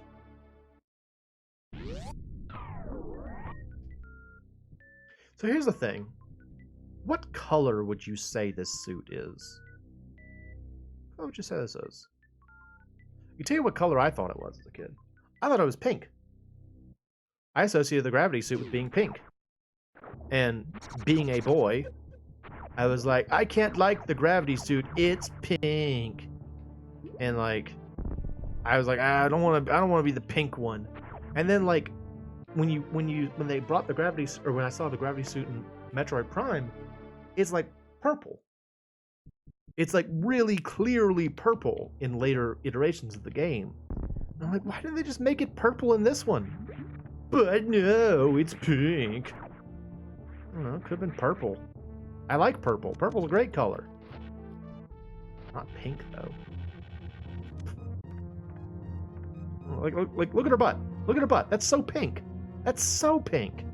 Not purple. Could have been like a nice deep purple. That would have been lovely. Cotton candy? Yeah, that's fair. It's the cotton candy suit. It defends you against cold and heat with its flossy goodness. It's amazing. It's the most extraordinary of all outfits. So strong, so defended.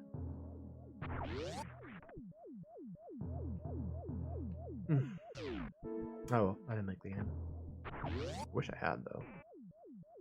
I've mentioned that before. It's like, imagine if you were on the development team for, like, one of these really big, like, spectacular games. Like, yeah, I helped to make Super Metroid. I helped to make The Legend of Zelda: Link to the Past. You know, it's like, I helped to make, I don't know, Majora's Mask or something. It's like, whoa, really? You made that game? It's like, yeah, I did. My name's in the credits, y'all. Check out the creds. I don't know, I just think it'd be cool.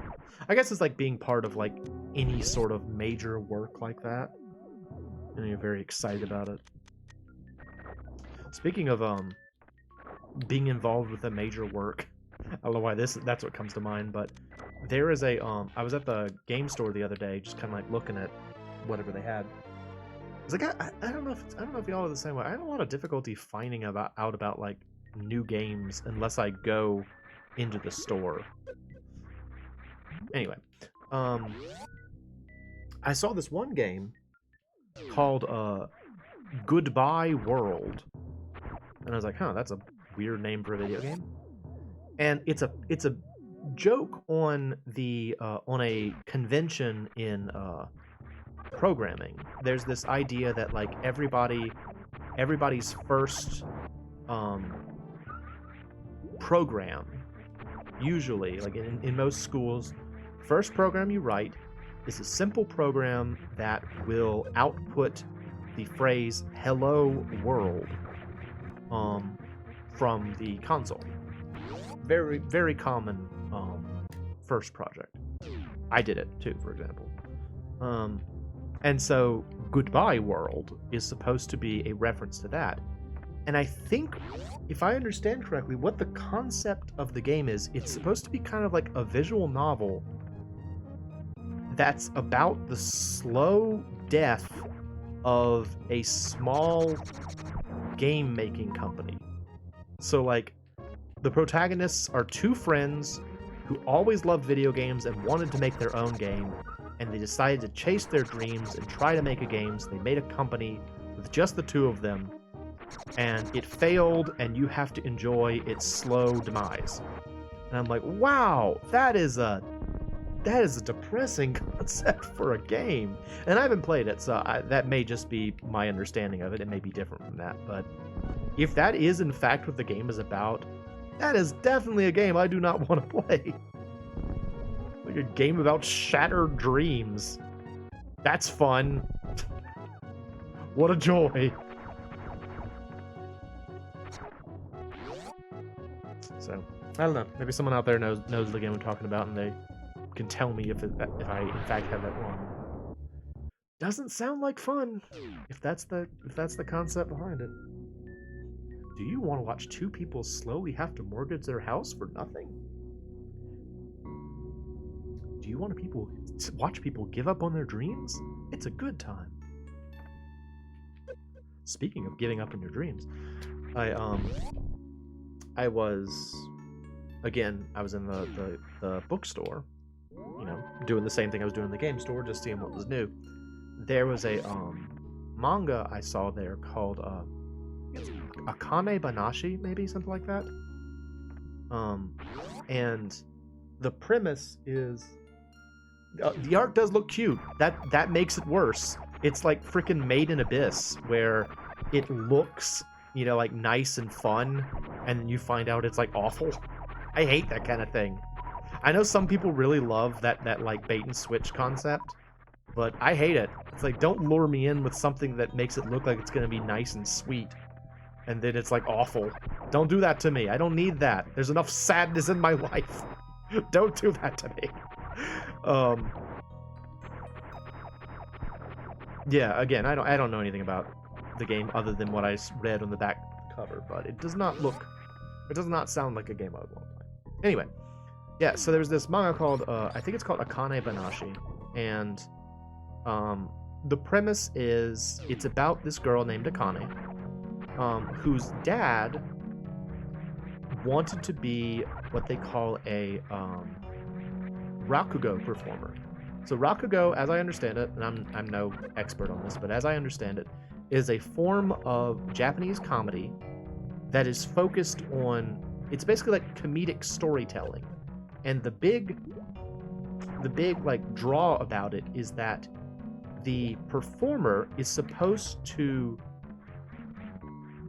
tell like a story with lots of diverse characters, and they're supposed to like kind of convince you that like they like make you feel like you're watching multiple people perform just through their like actions and their motions and like the way they present things. And like the better performers are supposedly the ones that like can basically put on a show where it feels like a lot of lot of characters. And so the beginning of the story involves like her dad going to like some sort of performance where like he can be, I guess, ranked up.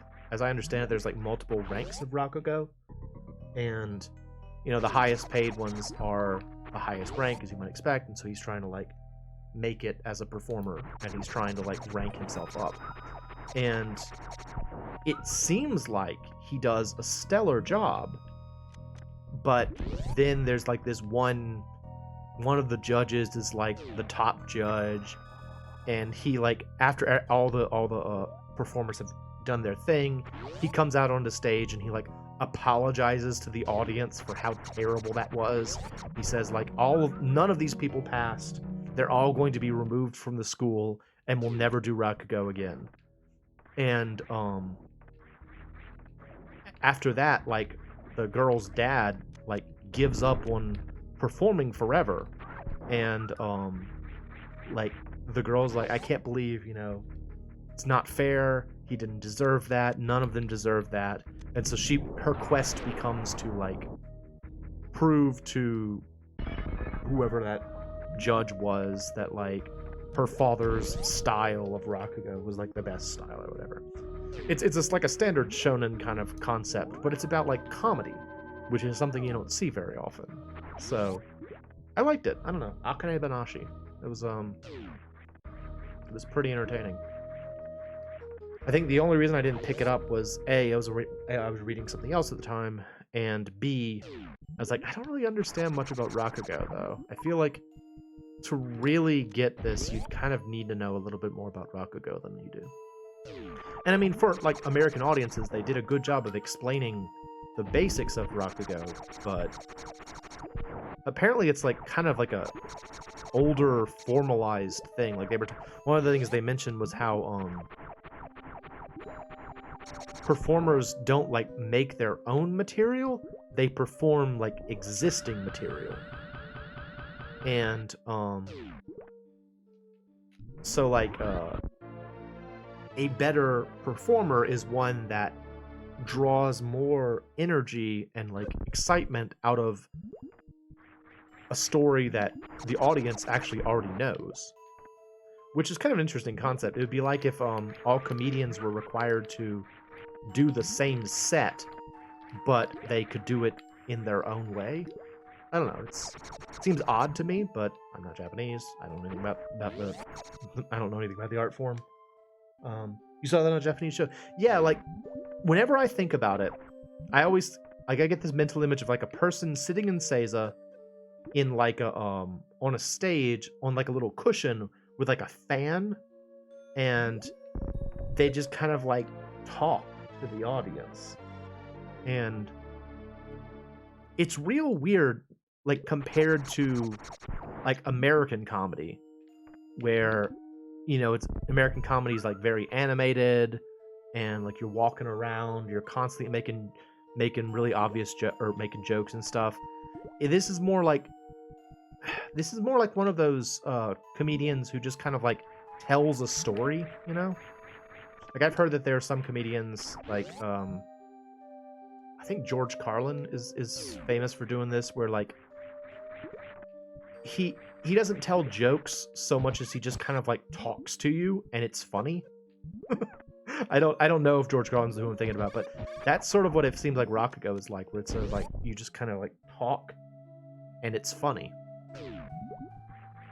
But I especially like the idea that it's like a bunch of different characters, because I mean that's kind of what I do. I like making different characters in my stupid game show, and I don't know. Maybe in another life I could have been a Rakugo performer. Maybe. It also sounded like it was pretty high stress, so I'm not sure I would want to do that. It sounded like it was a very stressful thing to do, so. Hey! You, wake up. Up, please.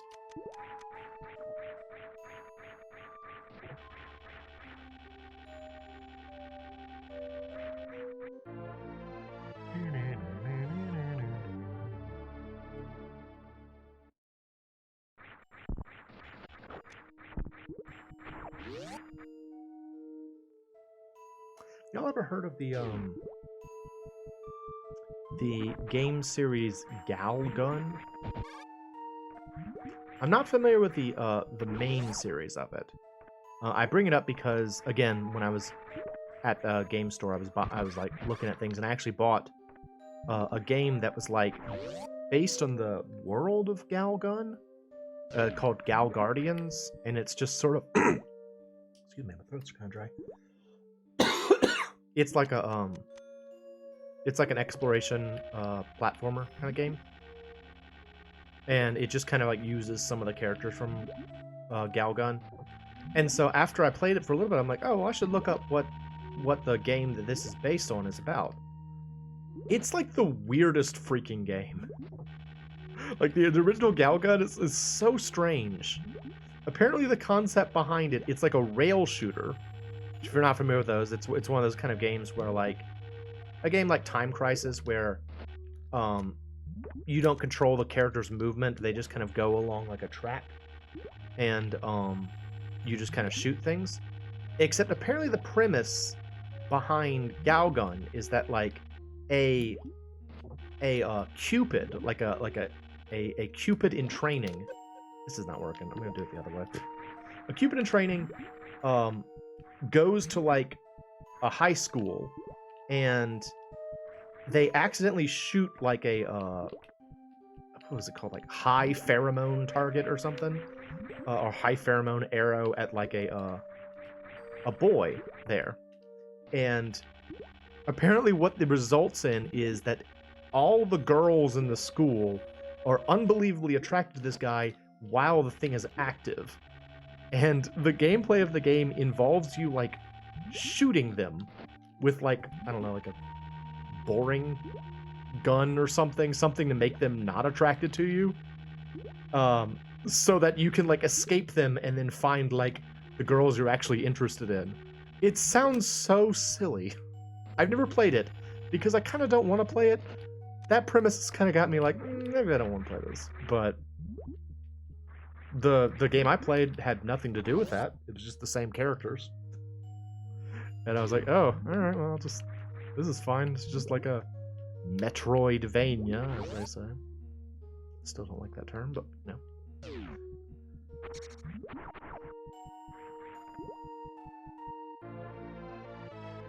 I don't know. Look up Gal Gun if that sounds interesting or compelling to you in any way. It's pretty out there concept.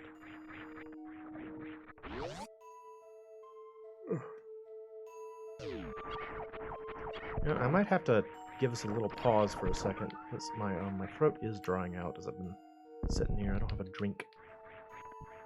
Y'all know me. I like to have my drinks while I'm streaming. I have to talk so much. Kill my poor little chicken throat. Otherwise. Kill. Kill.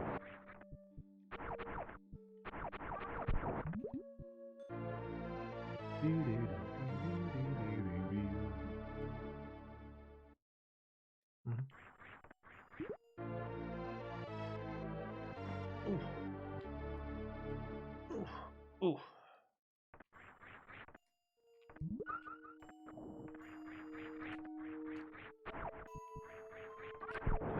Kill.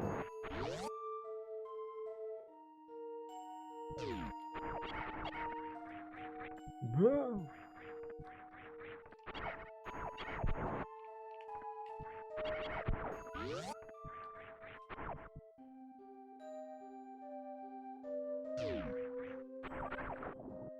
I don't think that there's anything over here, if I remember correctly. Like, there's a whole area over here that you can go to that I don't think has any purpose.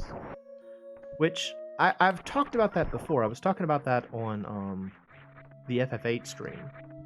Oh, before I forget again. So, if you were here for my FF8 stream, you may recall I was going to try to get the Tonberry King summon. And I said that I would go ahead and get us set up to get it off screen, so y'all didn't have to watch me fight 20 Tonberries. I accidentally got it. I lost track of how many I'd killed, and I suddenly was fighting the Tonberry King. I'm like, I don't want to fight him again. So yeah, I beat him. I recorded a little bit of it, so I can show off a bit of the fight. But yeah, a lot of it's not going to be there. Sorry about that. I do have the summon though, so that's good. But yeah, I was talking about an FF8. The value of areas in video games that are unimportant. And the danger of trying to make a game where like every nook and cranny has something in it. And I think there are some people who would argue it's like, well, if you're going to make a game about exploration, why not make it so that there's stuff to find everywhere? And what I would say to that is the reason you don't do that is because if you do, wait, this is not where I want to go. If you do that, you wind up with a scenario where the surprises become routine, which is an odd thing to say. It's odd to say a surprise would be routine, but take for example, what's going on? Okay, there we go. Like compare Legend of Zelda: Link to the Past to Link Between Worlds. Link Between Worlds had like something in every crack and crevice. Like they had all of those little Mai-Mais you could find, and like there was just tons of stuff everywhere. And for some folks, that's great. You know, that's like, oh, look at all this content. For me though, I found myself frustrated with that. I was like, I don't, you know, it's like every location has like, this is not working out at all. Doggone it. Forgot to get the spring ball before I came here. Uh-oh. Uh-oh. Can't do this. Uh-oh. Nope. Uh-oh. Crisis. Crisis. Nope. Oh, fudge. Hang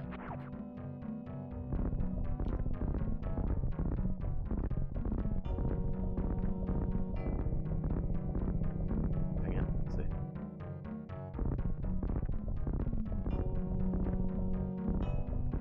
Oh, I'm so bad at bomb jumping.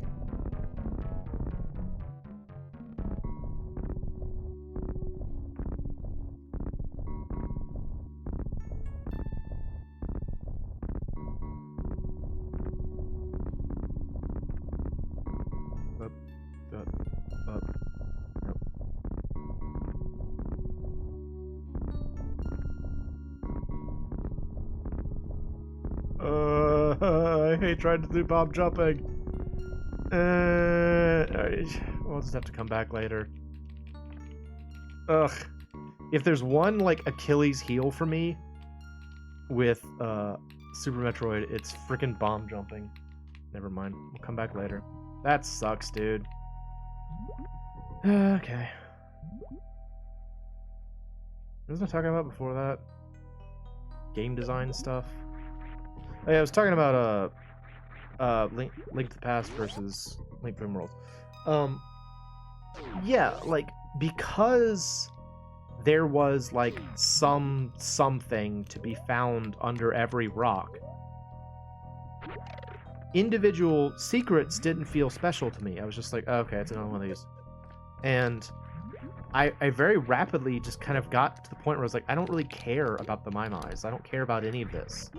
And so I would just walk past them, basically, is I guess the best way to put it. And on the other hand, you have like Link to the Past, where like there were a lot of places that were unimportant. There wasn't a whole lot going on there. Places where there would just be like a ferry or something like that. And I actually think that makes me more excited about finding things that are useful. You know, like you go to a place and you're like, oh, maybe there's some secret here, and you don't find anything. It's like, well, I guess I'll keep looking. And so when you actually do find something, you're excited about that. I think there is something important about that concept, just the concept of emptiness or the lack of a secret that is sometimes neglected in games. But that's me, you know. This guy's kind of cool, right? I like his head. He always kind of looked like he was like a Mickey Mouse cannon. He's got like the little, or not Mickey, like a bear. Got little bear ears, and then like a gun for a nose. That's sort of what that looks like to me. You get a lot of time to think about what this thing is as it's going across, because you can't speed it up. So you get to kind of like watch, and it's like, what are you, creature? You strange thing.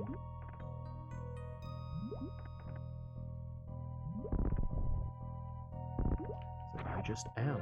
I am what I am. That's what I am. Alright, well now we got the spring ball. Wish I'd thought to get that ahead of time. Guess I'm a dummy. I don't think we're gonna beat any records this year. I'm not playing this in the most efficient way this year. C'est la vie. They can't all be winners.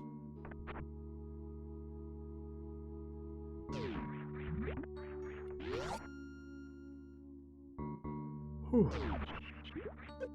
Ah.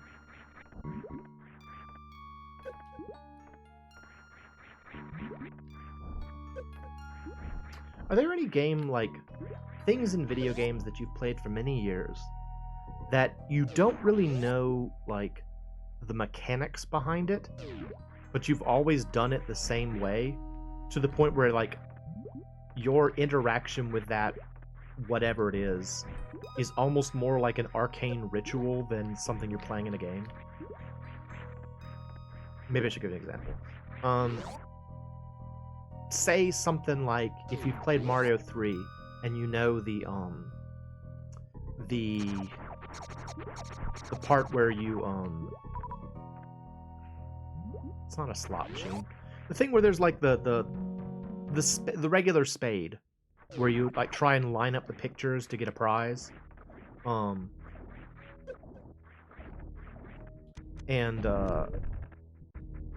Like for me, I always had certain like things. It's like, oh, you gotta count the mushrooms, and that's how you line it up, and like stuff like that. Where I don't really know the mechanics of the game, but I've always done this activity in this same way, and so like I have to do my little ritual to try to get it to work properly. There are a couple of things like that in games for me.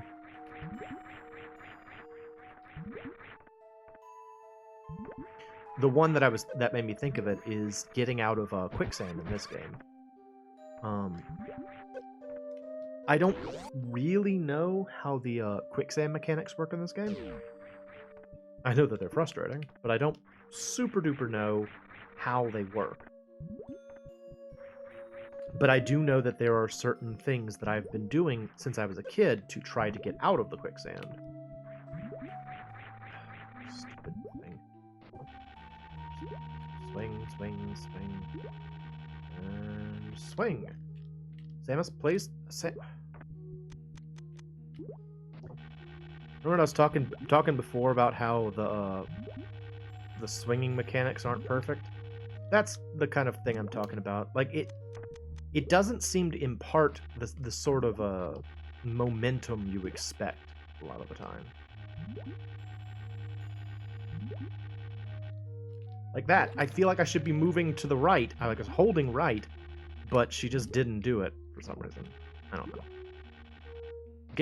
This game's certainly a gem, but it ain't perfect. Because no game is. Ain't no game that's perfect. And in fact, it actually concerns me when you get a game that, like, no one ever speaks ill of. Like, the example that always comes to mind in regarding that is Chrono Trigger.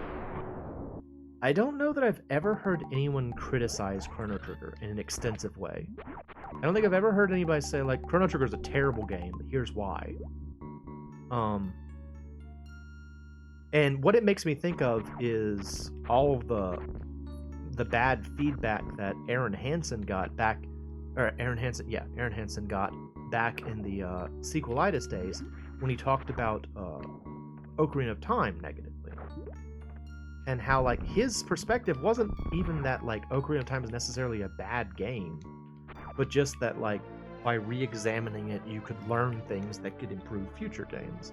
This idea of like, I'm not trying to say that like it's terrible, I'm trying to say it's imperfect, and let's try and find out how it could be made better. And like people got mad at him for it, you know. And so it's this kind of the same thing with Chrono Trigger. I feel like I don't ever hear anybody say anything bad about that game. And like I can think of problems with it. You know, I mean it's not perfect, nothing is. But well, it's rarely if ever spoken ill of. I gotta do my ritual. There we go. Same thing for games like this or Link to the Past, you know. They're so famous, they're so well beloved that it's hard to say anything negative about them, even though there are negatives about them.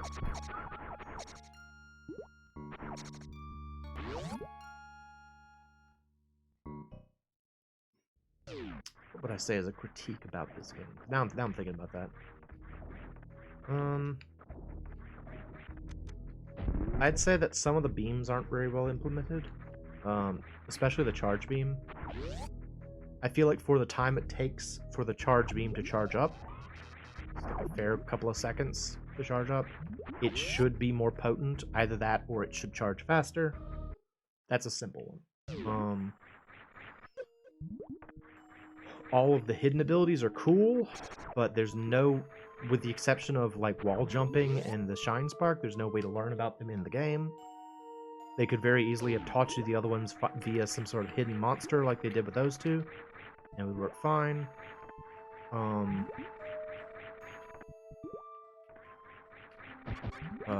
It's questionable whether or not single wall jumping as a mechanic should exist in the game, because it does allow for really extensive sequence breaking.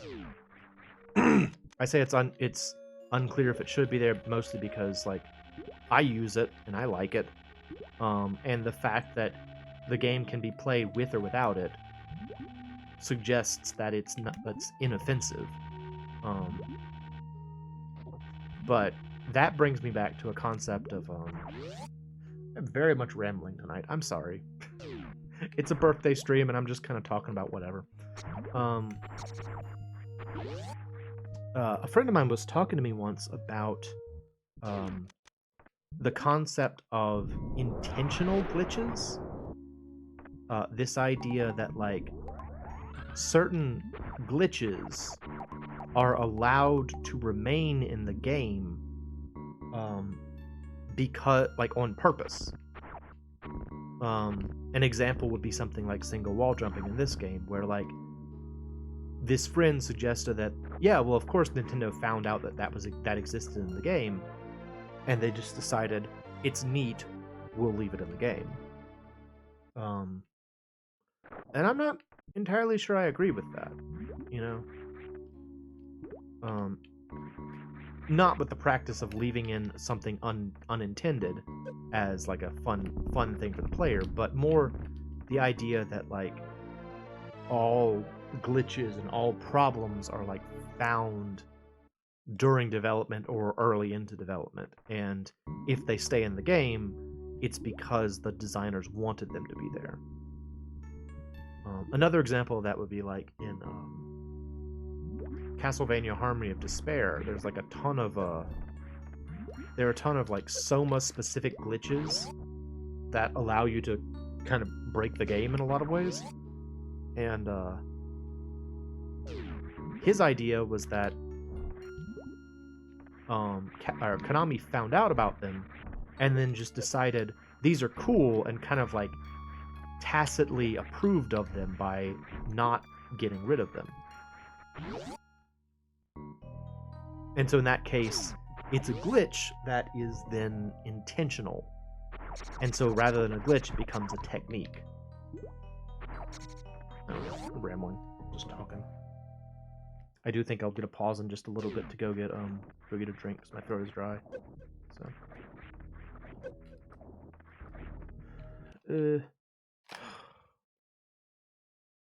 did it again.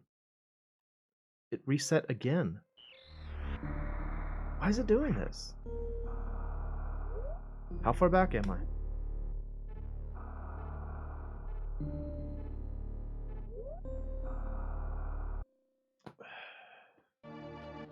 Getting frustrated. Thank you, Lupin. Alright, well, I am going to go grab a drink, so feel free to get up, get yourself food or drink, go to the bathroom, make it to pee-pee, whatever. And I will be back shortly.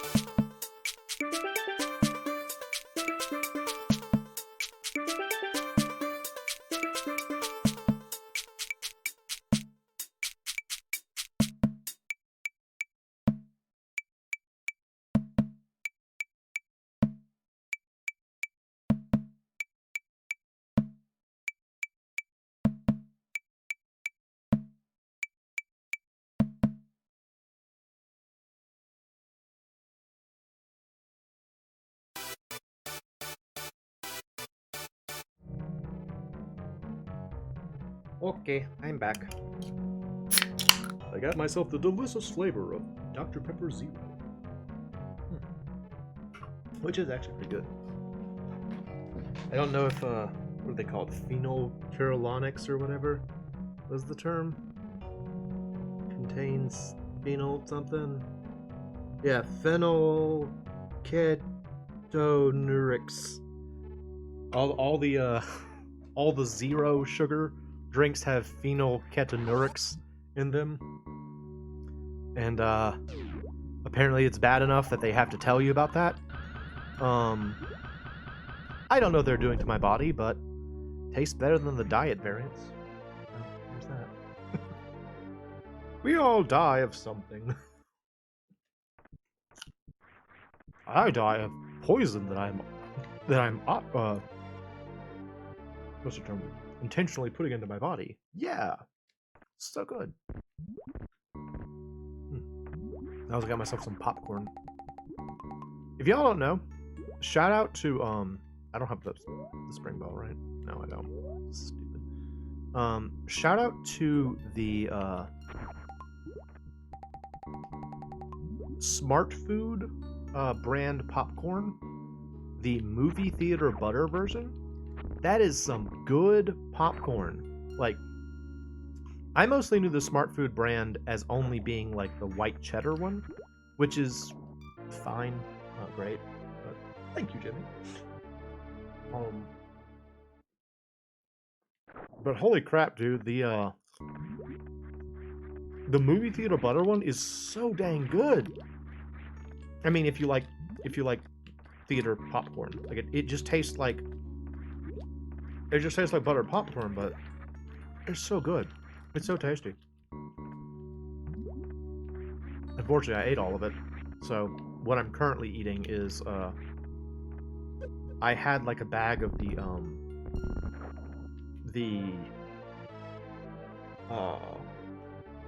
regular white cheddar one that was like half eaten, and I just kind of mixed the two together. So like every once in a while as I'm eating this, I'll be like, oh, that's a movie theater butter one, and they'll eat another one. I'm like, oh, it's just white cheddar. It's like a high risk game of eating popcorn.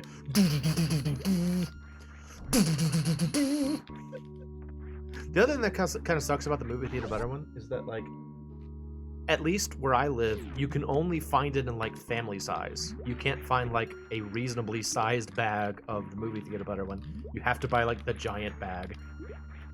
Whereas like the other flavors, you can find the smaller bag. So I don't get why the movie theater butter kind is like that, but it is. Do I have my ice beam? Yeah, you give it a shot, especially if you like butter popcorn. It's so good. So good. Big fan of buttered popcorn. I've got a got one of those popcorn maker machines that I use every once in a while. So good. It's also like fun just to watch the popcorn happen. No, we have to sit through this again. I'm gonna eat popcorn then.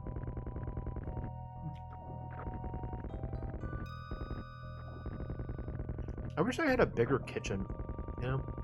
Like, I've been living in the same apartment complex for like 7 years now, something like that.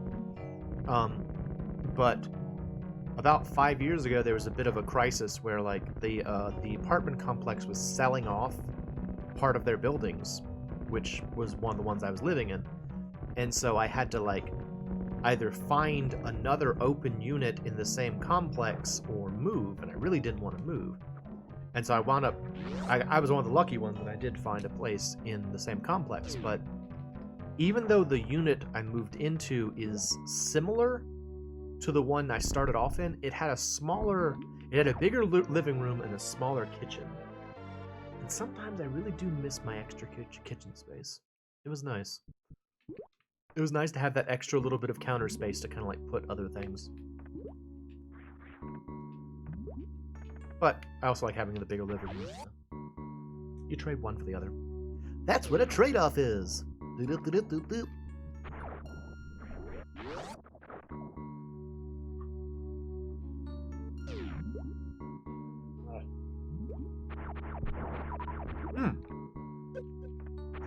Jimmy, I got a question for you. Do you... I know you like Spyro the Dragon as a character, yeah? I feel like I've seen you reference Spyro before. Do you like the games, too? Because, like, thanks to Kid Icarus, I've talked about this before, I have been getting into, like, PlayStation games more recently. And, like, I played, like, Crash Bandicoot growing up, but pretty much only the first one. And again, thanks to Caddy, because he's such a big Crash Bandicoot advocate, I recently finished playing through the first 3 games, and I really enjoyed them. Oh, hey, Darkman. And one of the other big series for the PlayStation, obviously, was Spyro. And, like, I was thinking of maybe picking up, like, the Reignited trilogy. Because I was impressed with the Insane trilogy, and I think they're made by the same people. I don't know. Just reaching out to someone who... I guess I directed this at Jimmy, but anyway, anybody can tell me. If anybody out there's played, like, the Spyro Reignited trilogy, is it good? Is it worth it? Like, does it feel like the original? Because that was one thing that I found out about, the Insane trilogy, is that the controls for the Insane trilogy actually are different from the original game. Because I played, when I was up with my sister's family over Thanksgiving, I was playing the Insane trilogy with my nephews. It's good, but you only get one file. Really? How does it feel regarding, like, have you played the original games, and does it feel like it's authentic? Like, what I found out was that as I was playing the Insane trilogy with my nephews, I was like, man, I thought I was better at Crash Bandicoot than this. And it wasn't until later on that I found out that apparently the controls were actually, like, changed for the first Crash Bandicoot. Like, in the original Crash Bandicoot, his jump arc was different from what it is in the Insane trilogy and stuff like that. So my familiarity with the original game was actually causing me to mess up in the new game. And I was wondering if I would have to encounter a problem like that in Spyro, too. Let's see. Hang on. I'll check what you said. Stop swinging. Swing. Swing. Swing.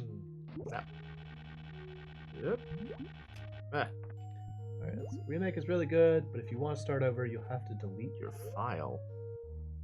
This doesn't sound great. It does not sound great. Maybe I'll just try and track down the, Oh! Also Jimmy. Again, don't know why I'm talking so directly at you, Jimmy. But I got a copy of Driver. We're gonna play Driver at some point. I managed to find a copy at my local game store. So at some point, we are gonna play Driver. So there you go.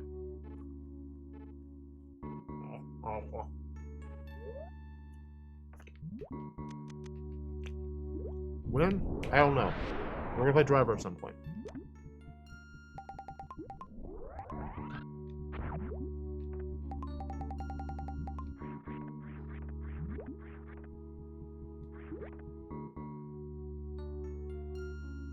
Yeah, it's kind of fun. Like I managed to find the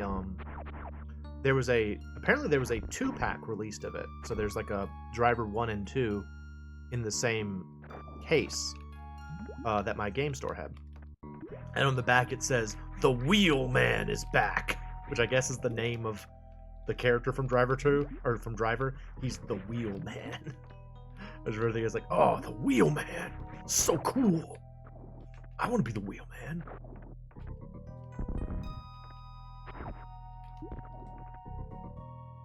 I think it said something like there's like 40 missions in there too. It's a long game. There's another game that, like, speaking of, I guess, car driving games on the PlayStation. If y'all ever watch my my regular channel, some years back I did a series on a game called Felony 1179, which was like it was kind of an interesting idea for a game. The idea is that it's like it's not really a racing game. You're not racing. You're just trying to get from one place to another in a certain time limit. It's like a game where they give you like a big environment, which is mostly linear, but it's got like other paths. Tutorial is the worst part of undercover mode. Hope you can actually play the rest. Worst part is in like really hard. Hopefully I can beat it. Maybe I should play a little on my own first. Make sure I can actually play it. I was gonna play it blind, but maybe I'll play it a little on my own first, since I don't know anything about the game. Anyway, yeah, Felony 1179. It's like you start off on one end of kind of like this large area, and your goal is to like either crash into something or crash into a car or something like that. With the concept being that like you're stealing something, like you're crashing into something to steal it. Yeah, let's go down and save. Now that I've done both of those hidden areas, and then you have to like get out of there. So like you crash into like a wall, or you crash into like a building and steal something, and then it'll be correct section includes it. Okay, I'll give it a shot. Thank you, Jimmy.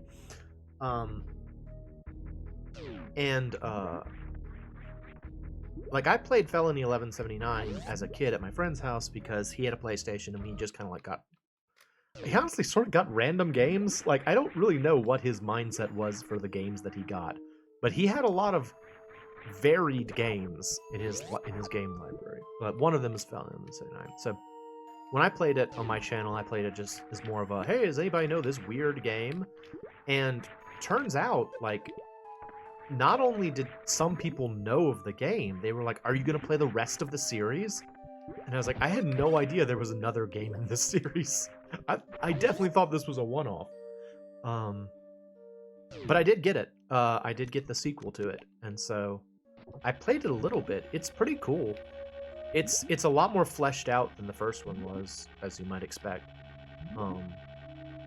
Like there's the opportunity to like practice, like do practice runs so you can like learn the terrain first, and like there's a lot more vehicles you can use, and there's like a branching storyline to it too. So it's quite a bit more dense. Actually, I only gave it a 5.5. Shame. Do you feel like Driver 1 or 2 is better? Is it one of the situations where like the first one introduced the idea and then the second one like refined the idea, or is one like not worth playing? 2 is better? Okay. Yeah, I was reading on the back of the cover. Apparently 2 is like some sort of like war between like Brazilian mobsters and like American mobsters, something like that. I don't know. We're gonna try it. We're gonna try it though. I just want to let you know because I know we were talking about it the other day. I thought I'd let you know that I followed through. Oh no, the mock droids! They're here! I just don't think that's a funny name. Mock droids, for like Metroids that are created artificially. They're not Metroids, they're mock droids. Similar. It's like an off-brand Metroid. For everyone is Miami, New York, Los Angeles, and San Francisco.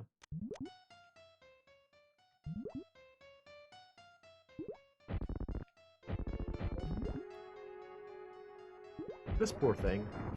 I just walked into his house and started shooting him in the head with missiles. He's not even doing anything. He's just kind of like floating around in his room. Just giving it a hard time.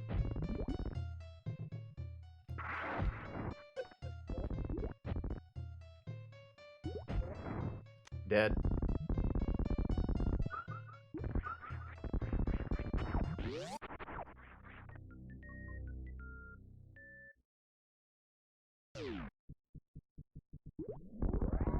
Back briefly on the subject of Spyro again. How hard is Spyro to like pick up if you're not familiar with it? Like, is it a hard game to like learn, or is it like Banjo-Kazooie where you can just play it and learn it, or how hard is Spyro to get into?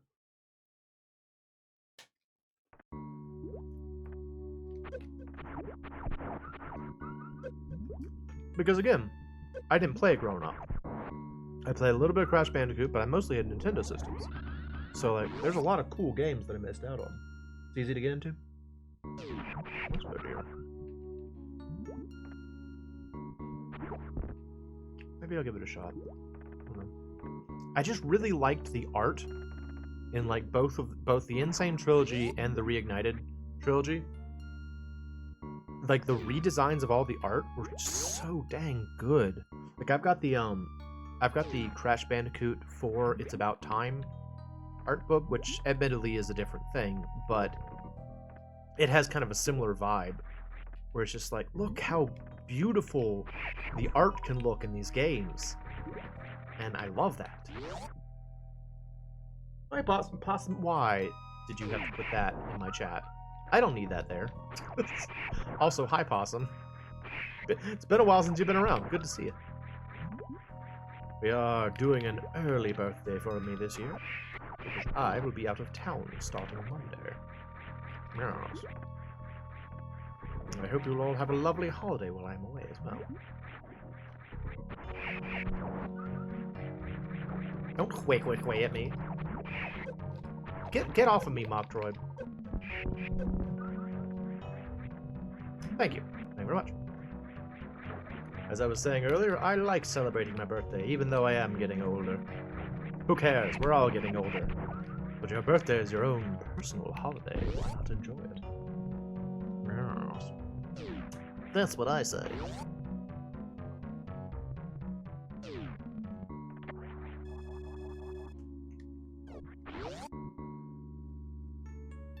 Don't give me that, Jimmy. Yeah, 50. That's right. It's the big 5-0.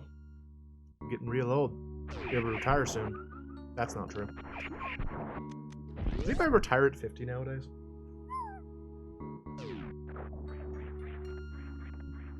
Alright, time to electrocute myself. It's a good plan. Good strategy. Old man chicken. Yes, you know. Soon they'll be putting me out to pasture. That's what they do with chickens, I guess. I don't know. And what they do with old chickens is they eat them. I know how humans are. That's true. Unfortunately, I am not one of those people. I have not become a millionaire, so I will not be retiring anytime soon.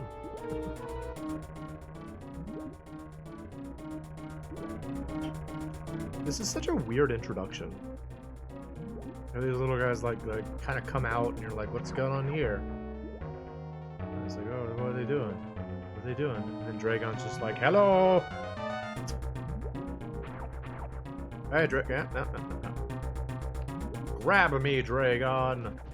Grab me. Not the dreaded poke. Oh, the poke.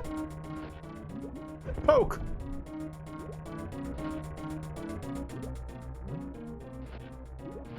Oh. Yeah, here we go. That's what you get for grabbing me. A wicked itch. And the little friends show up and they're like, oh no, Dragon's dead. We'll push him into the sand. And that's how that goes.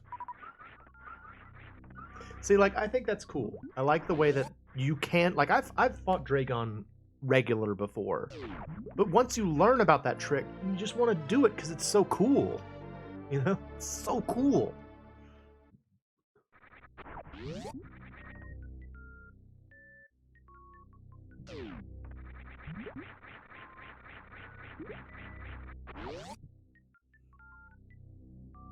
Y'all got me thinking about millionaires now. I was thinking about what it must be like to live in like a big fancy house. The other day when I was driving through like the big fancy house district where I live, like where all the big fancy houses are, and I was like, man, what's it like to live in a big fancy house? I don't know. What do you do with all that space? I guess your stuff expands to fill the space or whatever. Thing is though, like, I feel like you wouldn't want to be the person required to upkeep the big fancy house. You'd want to be someone living in the fancy house, but not responsible for the fancy house. So, like, you'd want, like, your dad or whatever to own the fancy house, and you just get to live there.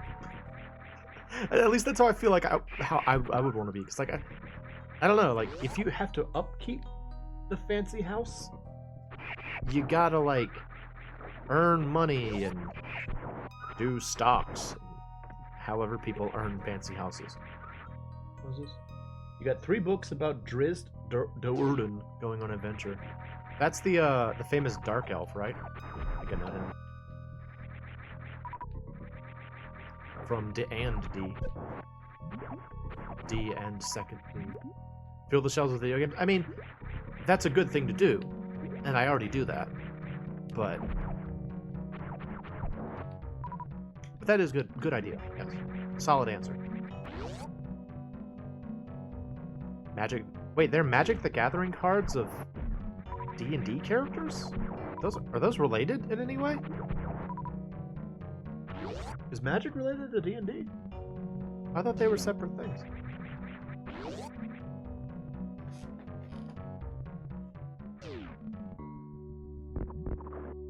That'd be a surprise to me. I really did. If that's the case, I did not know that.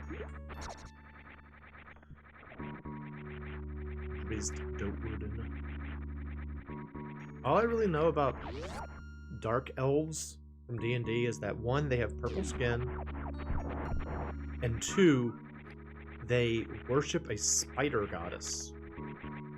I know that they like Baidus.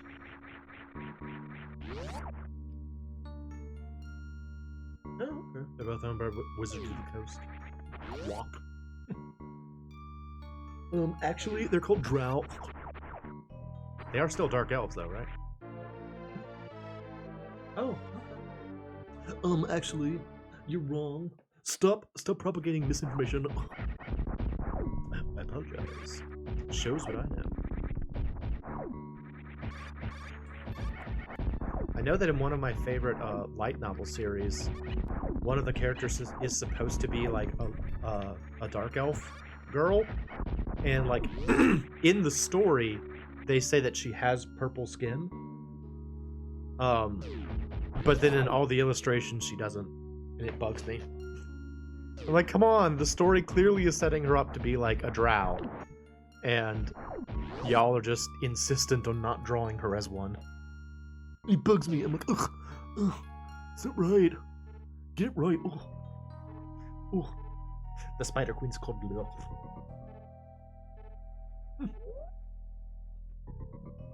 Are you into D&D stuff, Possum? I did not know that about you, if that's the case. Has kissing all the boys in Baldur's Gate 3 made you want to be into D&D now?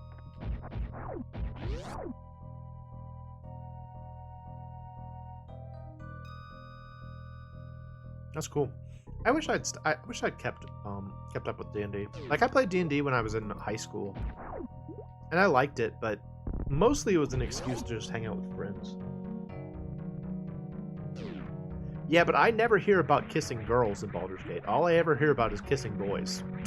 That's like all I ever hear about when y'all talk about Baldur's Gate 3. It's kissing boys and sometimes kissing bears. That's all I know. It's the bear dating sim. Oh, you kiss girls too? Well, that's fine. Equal opportunity kissing.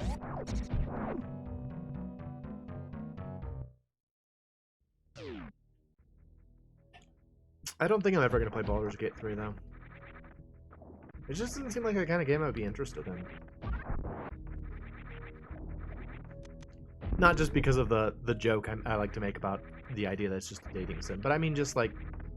I watched a friend of mine playing it, and it looked cool, but it also kind of looked like sort of tedious, and like... It reminded me a lot of Diablo when I watched it.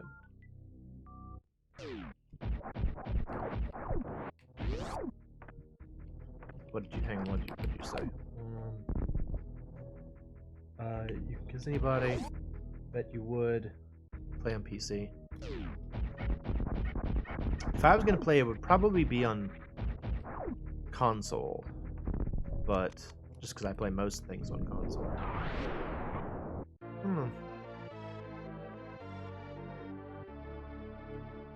Does it have like a main storyline, or is it just like a bunch of quests? Because like all I've seen of it is mostly like just like minor quests. Okay, it does have a story. I remember my friend was really into Baldur's Gate 2, and then what was the other one? Icewind Dale, I think is the other one. When we were younger. And so I've seen kind of like how the older games played. Yes, no, there was a main storyline. Thank you, Possum. You've covered all the bases.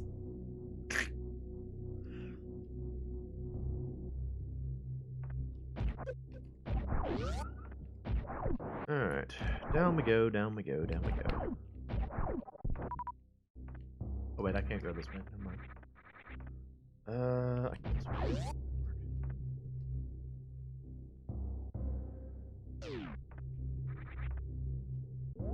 Yeah, I mean that's sort of like Darkman, what you just mentioned, the idea that it's like you could spend hours just making your character.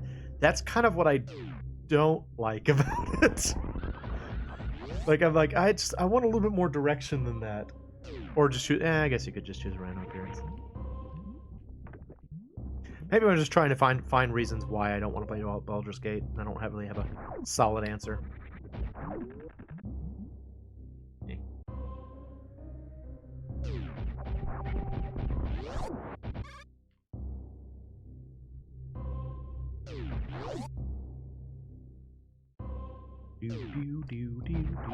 I am happy that Baldur's Gate 3 was so successful, though. You know, like I think it's great because I know again, like I had a friend who played Baldur's Gate 1 and 2, and so like the idea of a third one was, it was like when StarCraft 2 came out, you know, I was like, oh my gosh, I can't believe they made another one of these. It's amazing. Same kind of mindset of like, I didn't think that this was going to happen.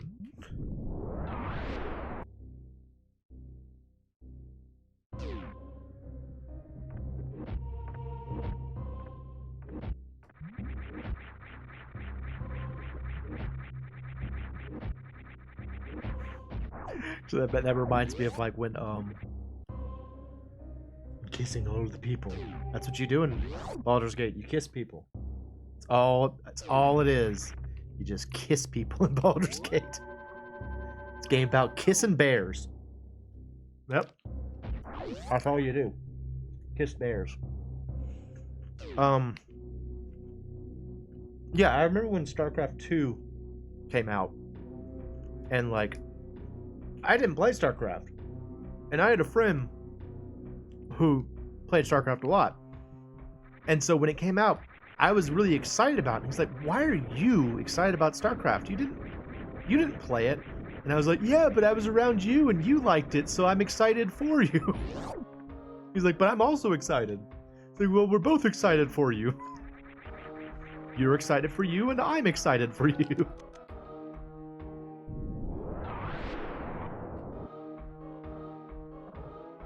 It's just that feeling of like, this is the thing that makes you happy, and so I'm also happy because we're both happy because we're both excited about this whatever.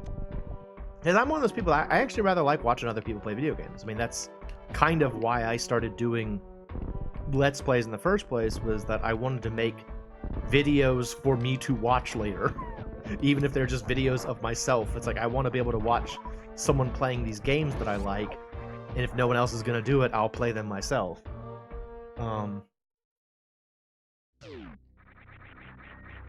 And I don't know, it's fun when you get to watch someone else having fun.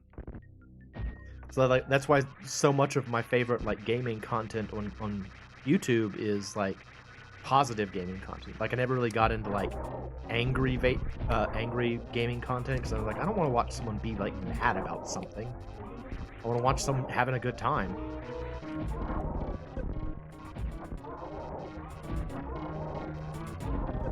Maybe that's a strange perspective, but that's kind of how I always thought of it.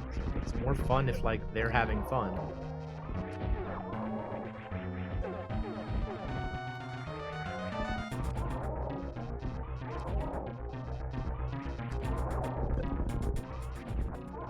Gotcha. There's some games you prefer to watch people play. Yeah, that's definitely true. I've been trying to change that mindset a little bit more recently. Because for many years, there were lots of games where I'd be like, I don't want to play this myself, I'll just watch someone else play it. Prime example would be something like Metal Gear Solid.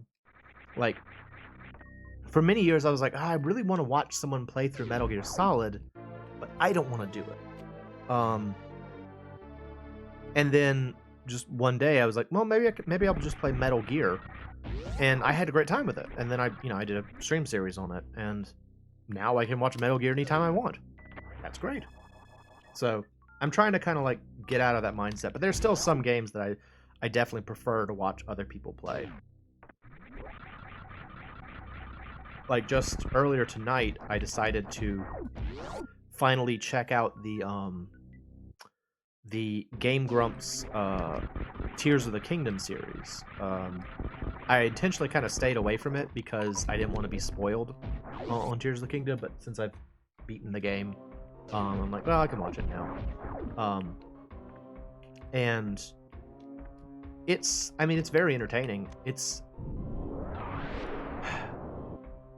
Who was I was talking to the other day? I was talking to somebody the other day, and they were talking about like how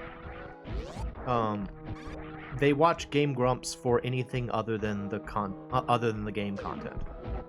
And like I get that. And that's kind of where it comes down to for me of like sometimes I want to watch someone else play a game if I think that the other people will just like be much more entertaining about it than I would be.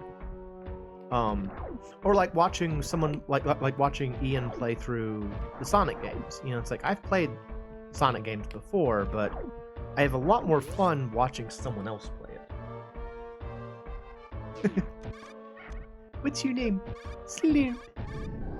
Are you sure? Slurp? Did I get that right? Slurp. Yeah, that sort of thing. It's hard to make memes by yourself, is the way to put it, you know? It's like, if you make up, like, something funny in a game on your own, you're the only one that's gonna get it. But if you interact with someone else's media, they make up a meme, and then you can have fun with other people with that meme, well, that's more fun all around. It's the same concept of, like, back when I used to watch friends play through games, we would sort of make memes, I guess you could say, like inside jokes about the games, and that was fun. You know, it's like, oh, it's this special thing that you share with your friends, and it's on a broader scale with stuff like Game Grumps. Watch Little Grave Jumps with both John and Danny. You prefer Danny? Yeah, I you know, it makes me think of something that I had a friend talk to me about who also does like YouTube stuff, and they were like, I don't really like to watch my old content because I don't think of that person as me anymore. And that's sort of the case with like Game Grumps. Like I would say that Aaron Hansen, as he is now as a 30-something, is definitely a different person than he was as a 20-something when he started Game Grumps. You know, it's like a completely different vibe. And I still like both iterations of Aaron. But one of those kind of challenges, I guess you could say, of being on the internet is that because it's like stored for however long it's stored, people can be like, look, this is you. And you're like, that's not me though. That was me like 5 to 6 years ago. It's like I'm not that person anymore. That looks like they look like me and they were me at one point in time, but I'm not that anymore. So I would definitely say that all internet content needs to be viewed in kind of its context. People change. Like, you know, even just speaking of the Game Grumps, they used to make a lot of jokes that they freely admit they would not make anymore. You know, like you go back and look at like early when Dan showed up, they were still making a lot of jokes that I'm like, oh Dan, don't say that. That's not politically correct. Don't say that, dude. So, yeah, times change. But I would say it's cringe. Cringe, I feel like cringe is an overused word. And that might be because of my nephew, who never stops using it. But, like, I feel like it should be reserved for a stronger sense of revulsion than just sort of, like, a joke that's a bit off-color. That's me, though. I don't know. I don't like when people overuse words. I'm weird like that. Yeah, it's bad. Just say bad. Bad works. Or like, wouldn't fly nowadays. No longer acceptable. Probably shouldn't have been acceptable in the first place.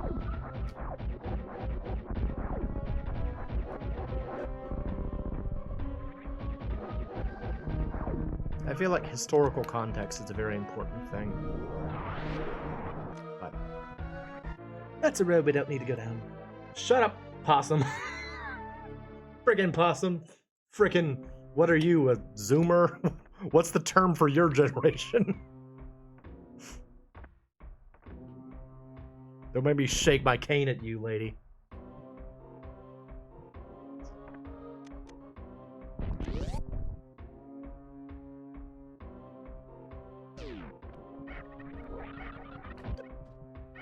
Come on, do the kick.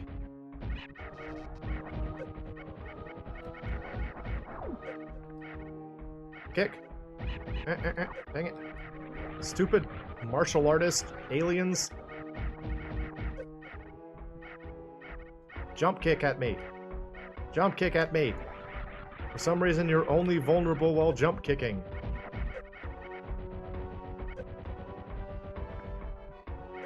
No. Hey, do the thing. There we go.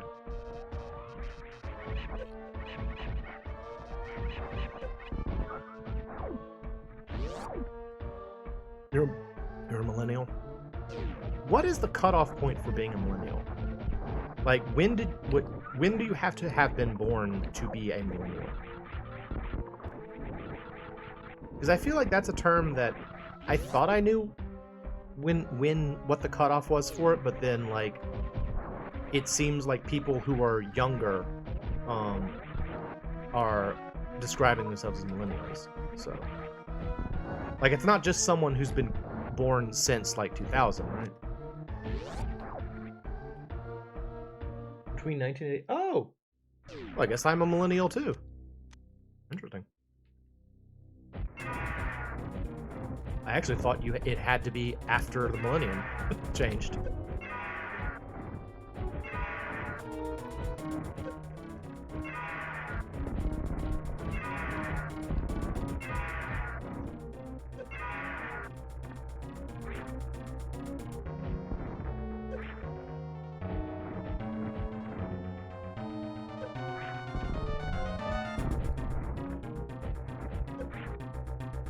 Yeah, welcome, fellow millennial. I definitely did not think I was a millennial.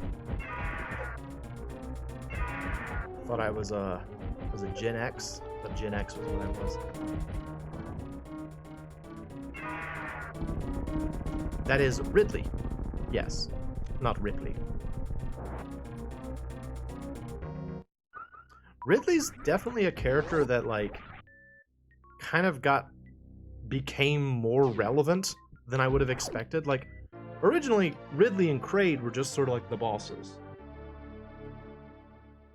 And then this game came out, and because Ridley, they wanted to make Kraid like a giant, they made Ridley be the one that kind of like kidnaps the Metroid at the beginning.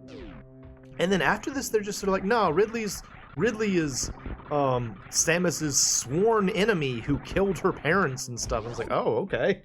I thought it was just a big dinosaur thing, but apparently it's a sworn enemy. It's very surprising how Ridley became very important after this game. Like, no, Ridley's the important one. Forget about Kraid. Which is a shame, too, because I always like Kraid more. I like Kraid more as a character. As a monster, I guess. They don't exactly have a whole lot of character, but...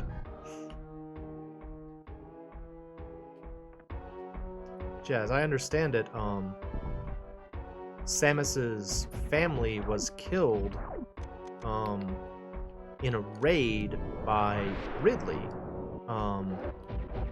when she was a kid, and she was found like among the wreckage or something by a Chozo, and the Chozo chose to raise her, and that's how she became Magical Space Hunter. Magical Space Hunter. A cusp in the millennial.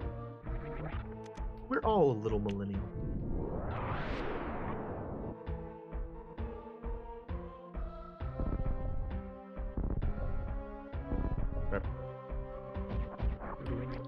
Again, I did not know such a wide gap, or wide, like, swath of people that can be millennials. The baby. I want to see the baby.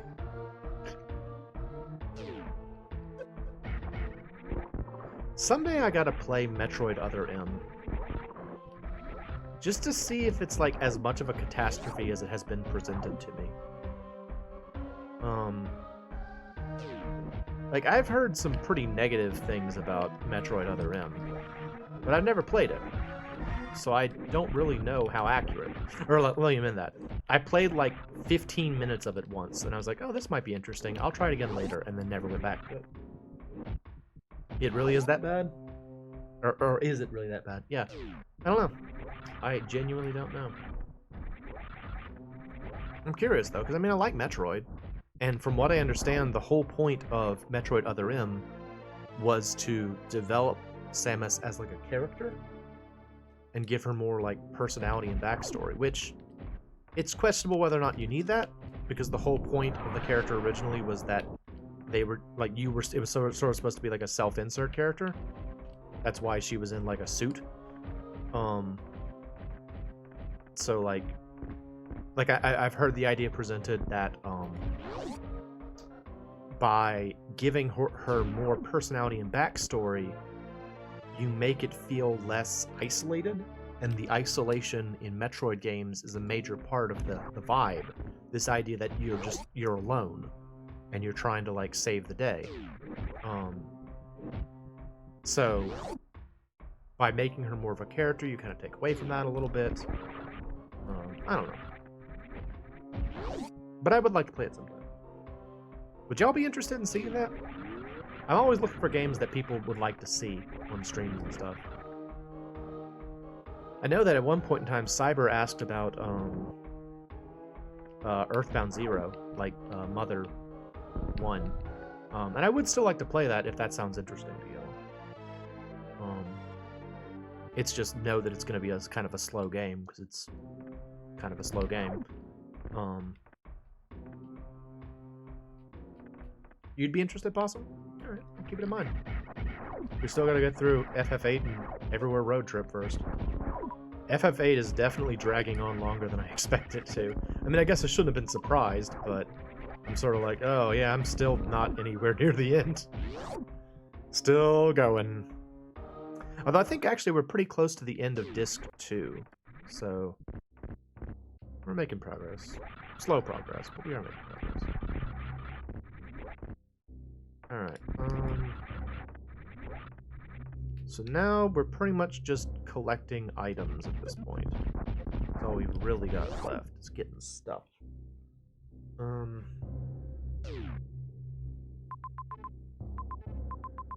probably done with Norfair. Let me go up to Brinstar.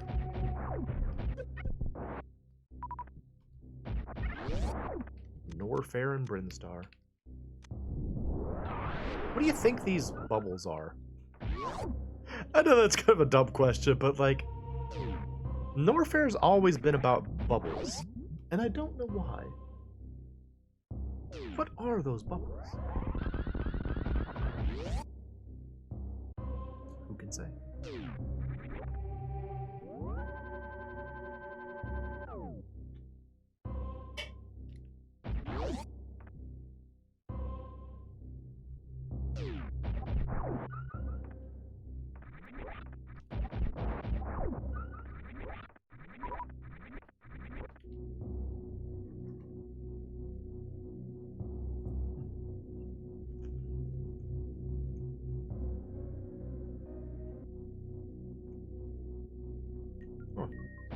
Thank y'all for coming out, by the way.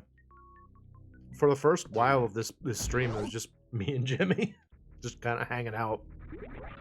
So thank you, Jimmy, but also thank you other people for showing up. Appreciate it. I was thinking about that the other day about how, you know, when I first started streaming, I was basically streaming to nobody, and the beginning of the stream where there was like not a whole lot of people to talk to, I was sort of like, wow. It's really hard when there's no one here. It's really hard to, like, keep conversation going when there's no one to talk to. It's okay, Lupin. I'm not criticizing. Hope you are successfully growing many flowers. I'm just saying I appreciate people being here. It's nice. It's amazing how much easier it makes it for me as a streamer to have people to talk to. So, that's all I'm saying. Thanks for coming out. Glad to see people here. And hopefully it's been entertaining. I know it's just Super Metroid again, as it is every year, but I do enjoy it, so I do like this game.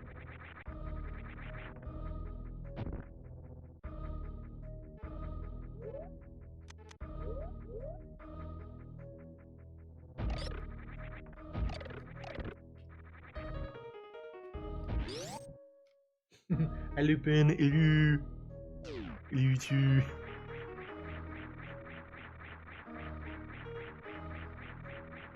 Lupin, I'm gonna drag you out into the conversation again. Tell me about your wildflowers game. What do you do in it?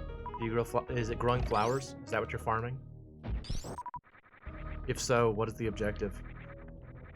Are you trying to grow all the flowers in the world? Dragging you into the conversation again.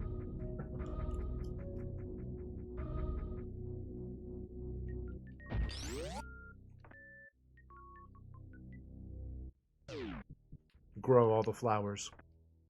Soon all the flowers in the world will be grown by me.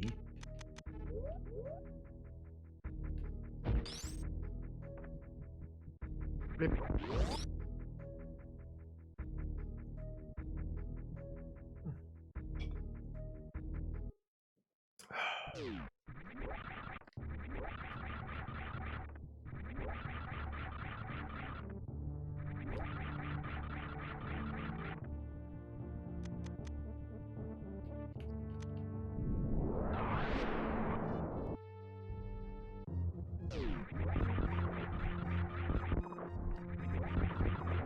Oh, it's a power bomb. That's weird. Oh, never mind. We're good. I was trying to do like a mental checklist of where all the energy tanks were. I thought there was one in there, but no. They're flowers and crops. You're a girl named Tara, and you come out to live with your grandma while she's sick. Help her with the farm. Tara learns she's a witch. Nice. Develops from there. Cozy time. I like that. You know, I was playing through a Minecraft mod pack the other day about it was called like I think it was just called Witchery, and it was kind of fun. Like, I was enjoying being a witch. Like, I was brewing things, and I had an altar where I would like summon things. And I was like, oh, look at this, is cool. And I had like cool, like, one of the things that I did early on was get this special substance where, like, if you sprinkled it on a Minecraft sapling, it would turn into like a different type of plant, and sometimes it would turn into plants that you can't actually find in regular Minecraft. So like you could get like special trees by just like using this powder on saplings, and I love that kind of stuff in Minecraft because I'm all about getting like different types of trees and getting exotic woods to make houses out of. It's super fun. I liked that. I don't know. I like the damn thing. Whoa, here there. There we go. Blah, blah, blah, blah, blah, blah, blah, blah, blah, blah, blah, blah, blah. We got.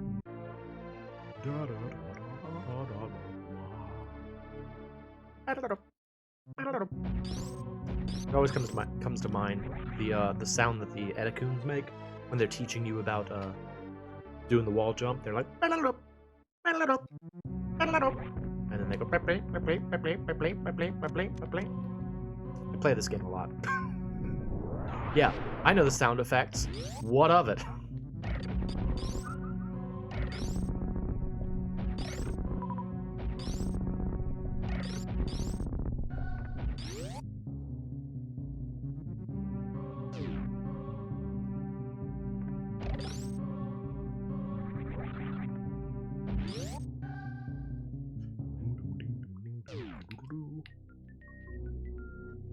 Going for 3 hours?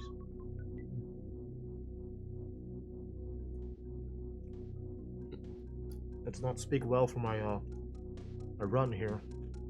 We may not get the best ending this time. That'd be a shame. It happens though. It's fine.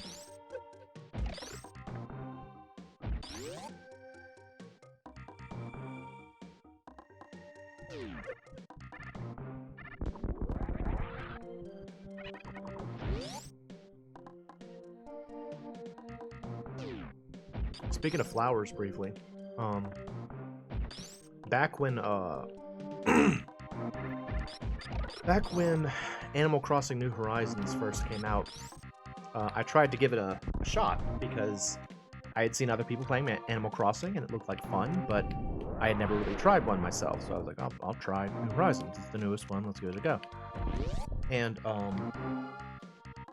I had a friend who also had a Switch, and we played together. And she got really, really into flower breeding in that game. So like she was trying to breed every color of a rose, I think. And I was like, oh, that's a neat thing to do. And she was lamenting the fact that there's no sort of real benefit to doing it. Like you can't sell the flowers or anything like that. So it'd be nice if you could become like a professional florist in that game. As I understand it, you cannot. Alright, y'all, we are just about ready to beat the game. Great. Let's go and refill all my meters. Make sure I've got everything before we go down to Turian.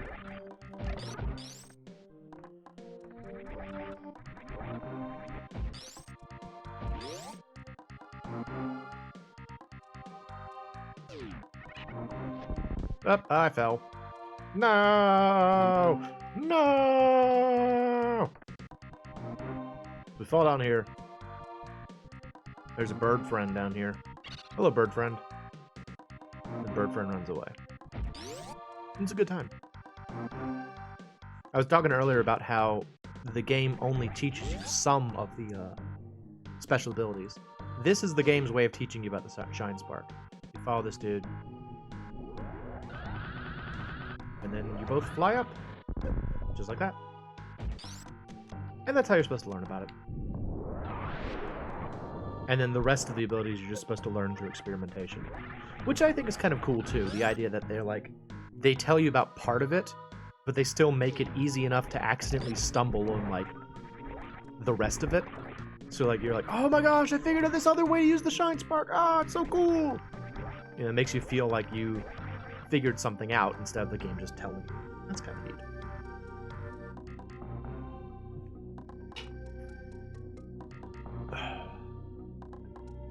That's good, Dr. Pepper. Can I briefly mention something strange about Mr. Pibb? That might sound random. I'll connect the dots for you. Years ago, there was a webcomic called 8-Bit Theater, which was like a humorous retelling of Final Fantasy I. In it, the fighter character was an idiot, and he would frequently be the punchline for most of the stories. And one time, he was talking about how both Mr. Pibb and Dr. Pepper seem to be the only two sodas that have honorifics. Plus, neither one has a period after the honorific. And like the last panel was him holding up like a can of Mr. Pibb and a can of Dr. Pepper and being like, I'm on to you. Anyway, that's what I thought about it. The other day I saw a can of Mr. Pibb. Their current tagline is, Mr. Pibb, put it in your head. Which is just... That's a weird one. Mr. Pibb, put it in your head. It's like, okay. It's very strange. It's a questionable advertisement. Alright, we got everything, I think. 230, 50-50. I believe that means we've got all the things. Let's go beat the game. Then I can stop streaming and go back to drawing more of more art for that channel I was talking about earlier. Let's face it, that's probably what I'll do. Because I gotta get them done. Gotta get them done before I leave. It's important to me.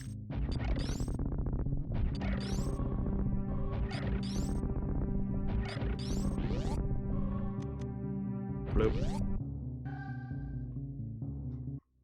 More popcorns.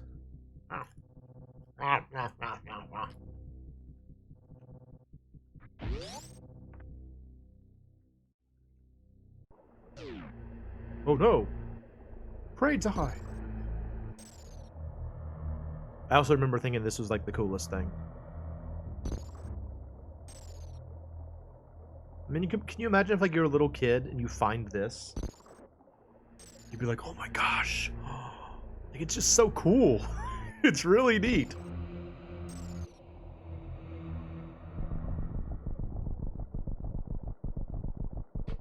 And then it sinks into the earth.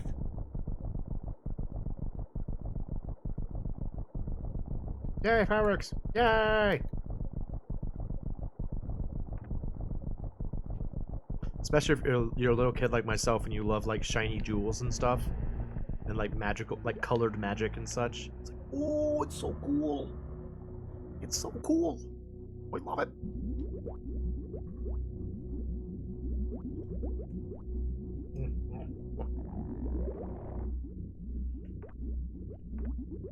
Sorry. Busy cramming more popcorn into my face.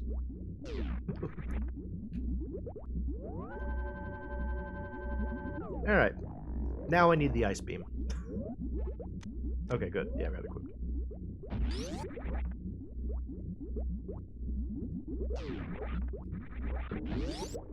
Little Chicken Moe. I was once a spring chicken. Now I am an elder statesman chicken. It's a different thing. I like describing myself as an elder statesman. It's kind of fun for me. I'm an elder statesman.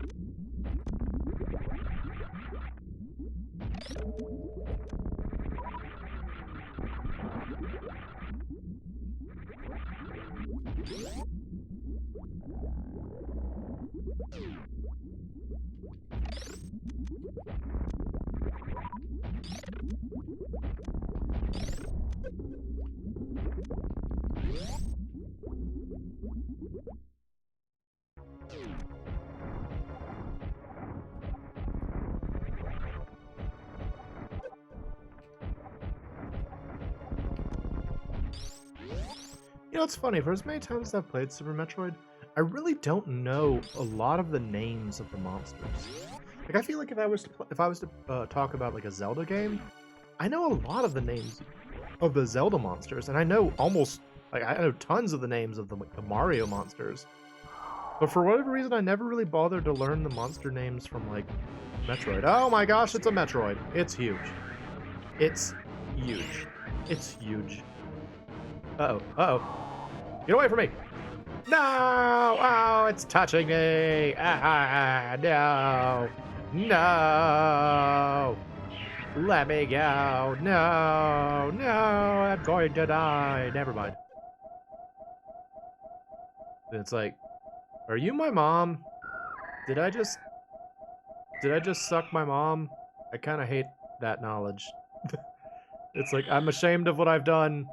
I'm going to my room now. Get out of here. They are neither bad nor good. They are just creatures. The general idea is that Metroids were it's basically like a creature that was discovered by the space pirates, and the space pirates were like, oh, this thing's cool, we're going to use it to attack galactic civilization. And so it's kind of like they're like monsters that are too dangerous to leave alive. That particular Metroid is actually one that thinks that Samus is its mom. And so that was what the whole thing there was that at first it's like, oh, I'm gonna eat that woman. And then it's like, oh my gosh, it's my mother. Oops. Sorry, Mom.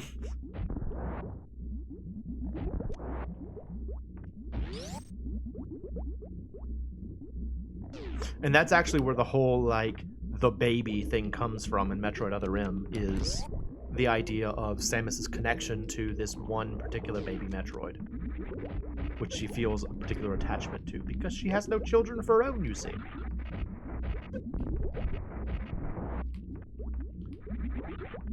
You know, I don't really want to know, but at the same time I do sort of find myself wondering how old Samus is supposed to be. I really hope she's not supposed to be like 16 or something. That would be really obnoxious. Like, I don't know how old I want her to be, but I really hope she's not like the generic RPG age, and that she's like a respectable age.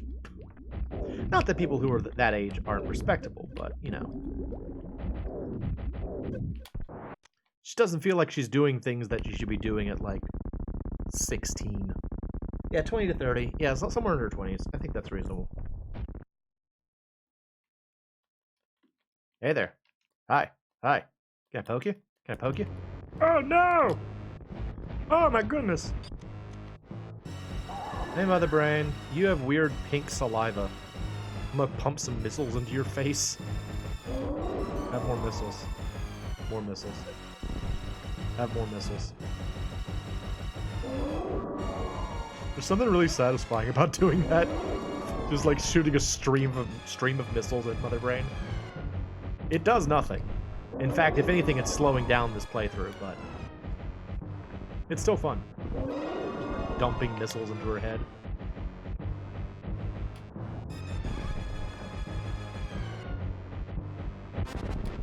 Don't shoot that at me.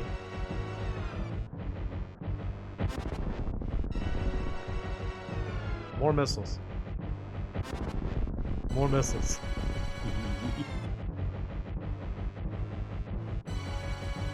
I'm almost out. Time to use my taser. Taser! Taser! Taser! Taser! Taser! Taser! Ah! Oh, I messed something up. Look, there's graphic glitching.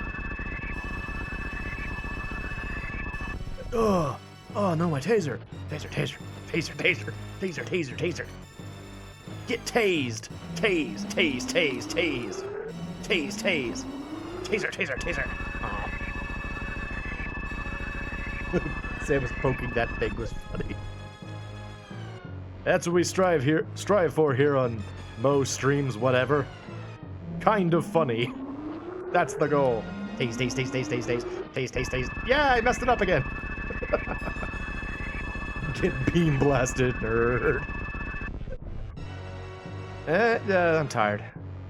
Hang on, I'm tired. Let me stand up now. I'm tired.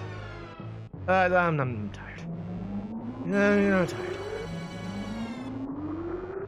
Get him, little Metroid! Yeah, baby! That's supposed to happen. You're basically supposed to get in a situation where it looks like you're about to die, and then your child comes in and saves you. He's like, "I'm here, Mom! I'm gonna eat the big scary monster's head!" And it sits down really properly for some reason. I always like how quickly she sits down. She's like, "Hey. Thank you, son!" And he's like, "Here's all that stuff I took from you earlier, Mom." Blah, and he gives you all your health back, which is nice. But you might notice the big scary monster is still breathing. Oh no! Run away, our son! Oh no, she's gonna be mean to our son! Don't ever come near my son, or my son, or my son's son, or my son's son, son, son, son, ever again. And it's like, oh yeah? I'll fight you again. No! It's very sad. But in his last moments, he gives us the most kick-ass laser of all. Prepare for...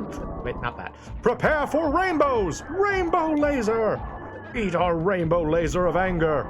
Our maternal rainbow laser of anger. I am pissed as heck that you hurt my child.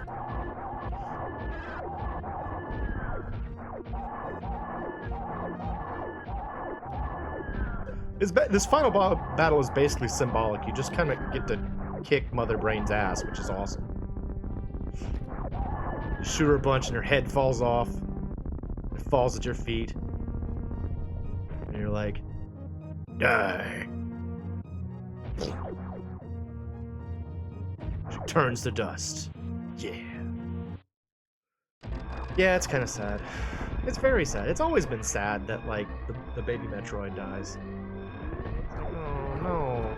He's just trying to help us. He just thought we were his mom.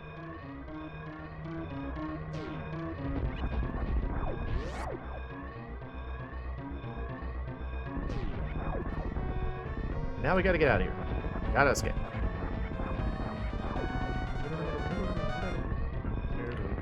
Is this your first time seeing Super Metroid, Possum? Are you not familiar with this game? It's really good. It's a fun game. That's why I play it every year. I really like it. It's one of the many games on the Super Nintendo that, for whatever reason, are still good today. Like, there's so many games on the Super Nintendo that unnaturally hold up extremely well. And this is one of them. It's still good. Oh, oops. I actually didn't expect to make that jump. You've never really seen large parts? Might try it sometime if it looks good. It's a fun game. It's an easy game to understand, too. Like, it's... Like, as I've been playing it, I'm familiar with it, so I kind of knew where all the secrets were, but even without, like, most of what I have, you can very easily beat the game. It's not a super hard game. You just have to play it. I know that kind of sounds silly. It's like, oh, it's a game you just have to play to beat. There's too much going on. Brain melt. Ah, well. Well, then just watch me play it every year. Like, comment, and subscribe, or whatever. Like, comment, and survive. that was a joke on Game Grumps once. Like, I can't remember if it was Dan or Aaron, but they were like, subscribe to our video or we'll kill you. And they said, like, comment, and survive. Which is really funny. Get out of here, little guy. There's lava.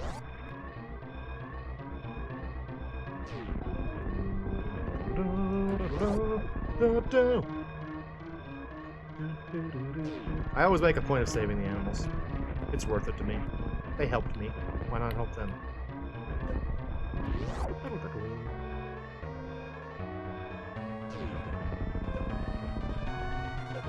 Alright, let's see how long it took me. Game win! Yay!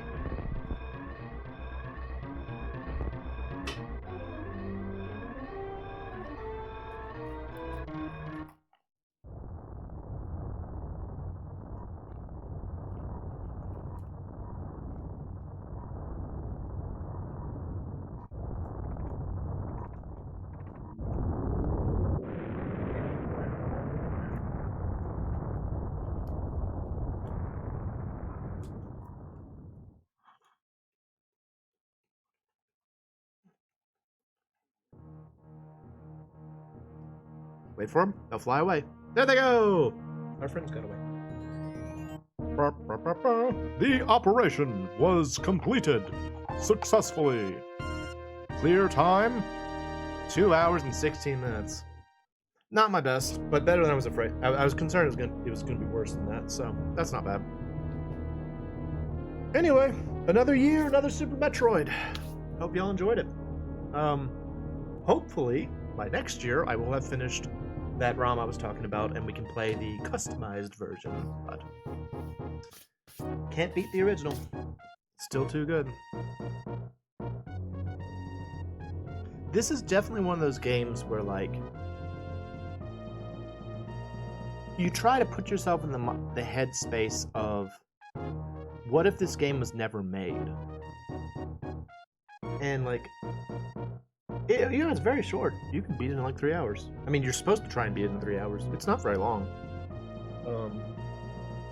That's why I always play it for my birthday, is because I know I can do it in one stream. But yeah, like trying to imagine like this game or like Final Fantasy VII or like Super Mario Brothers 3, like these games, they're kind of like really huge watershed moments for games. Thank you, Linda. Thank you very much. I hope you grow many flowers and do much witchery. It's just interesting to think about like a time before they came out, and then the significant impact that they had on gaming as a whole afterward. Which is why I love to be able to say, it's like, oh, what if my name's... What if I was one of these people? That'd be cool. But I wasn't making video games in the 90s in Japan, so I'm not going to be on these games. Not like Mary Kokoma or Yusuke Nakano. That's not me. Special thanks to Dan Ozen, George Sinfield.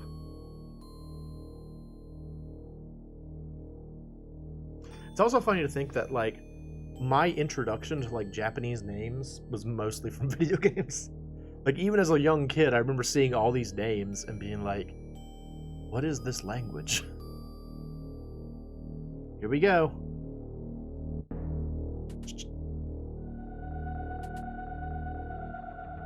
Big old Deer Force! Deer Force! There she is. She has incredible abs. Yep. Jump away! Somehow she put her clothes back on. Yeah, Deer Force! Super cool. Did I get 100%? Yeah! Super good, super good! See you next mission. I will have to see y'all next time when I come back from, Germany. So, I'll just go ahead and sign off here. Hope y'all have a great holiday season. Hope it's wonderful. And I'll see y'all when I get back. I am the MoeChicken. This has been Super Mission, and I'll see you next mission. I think I just said Super Mission.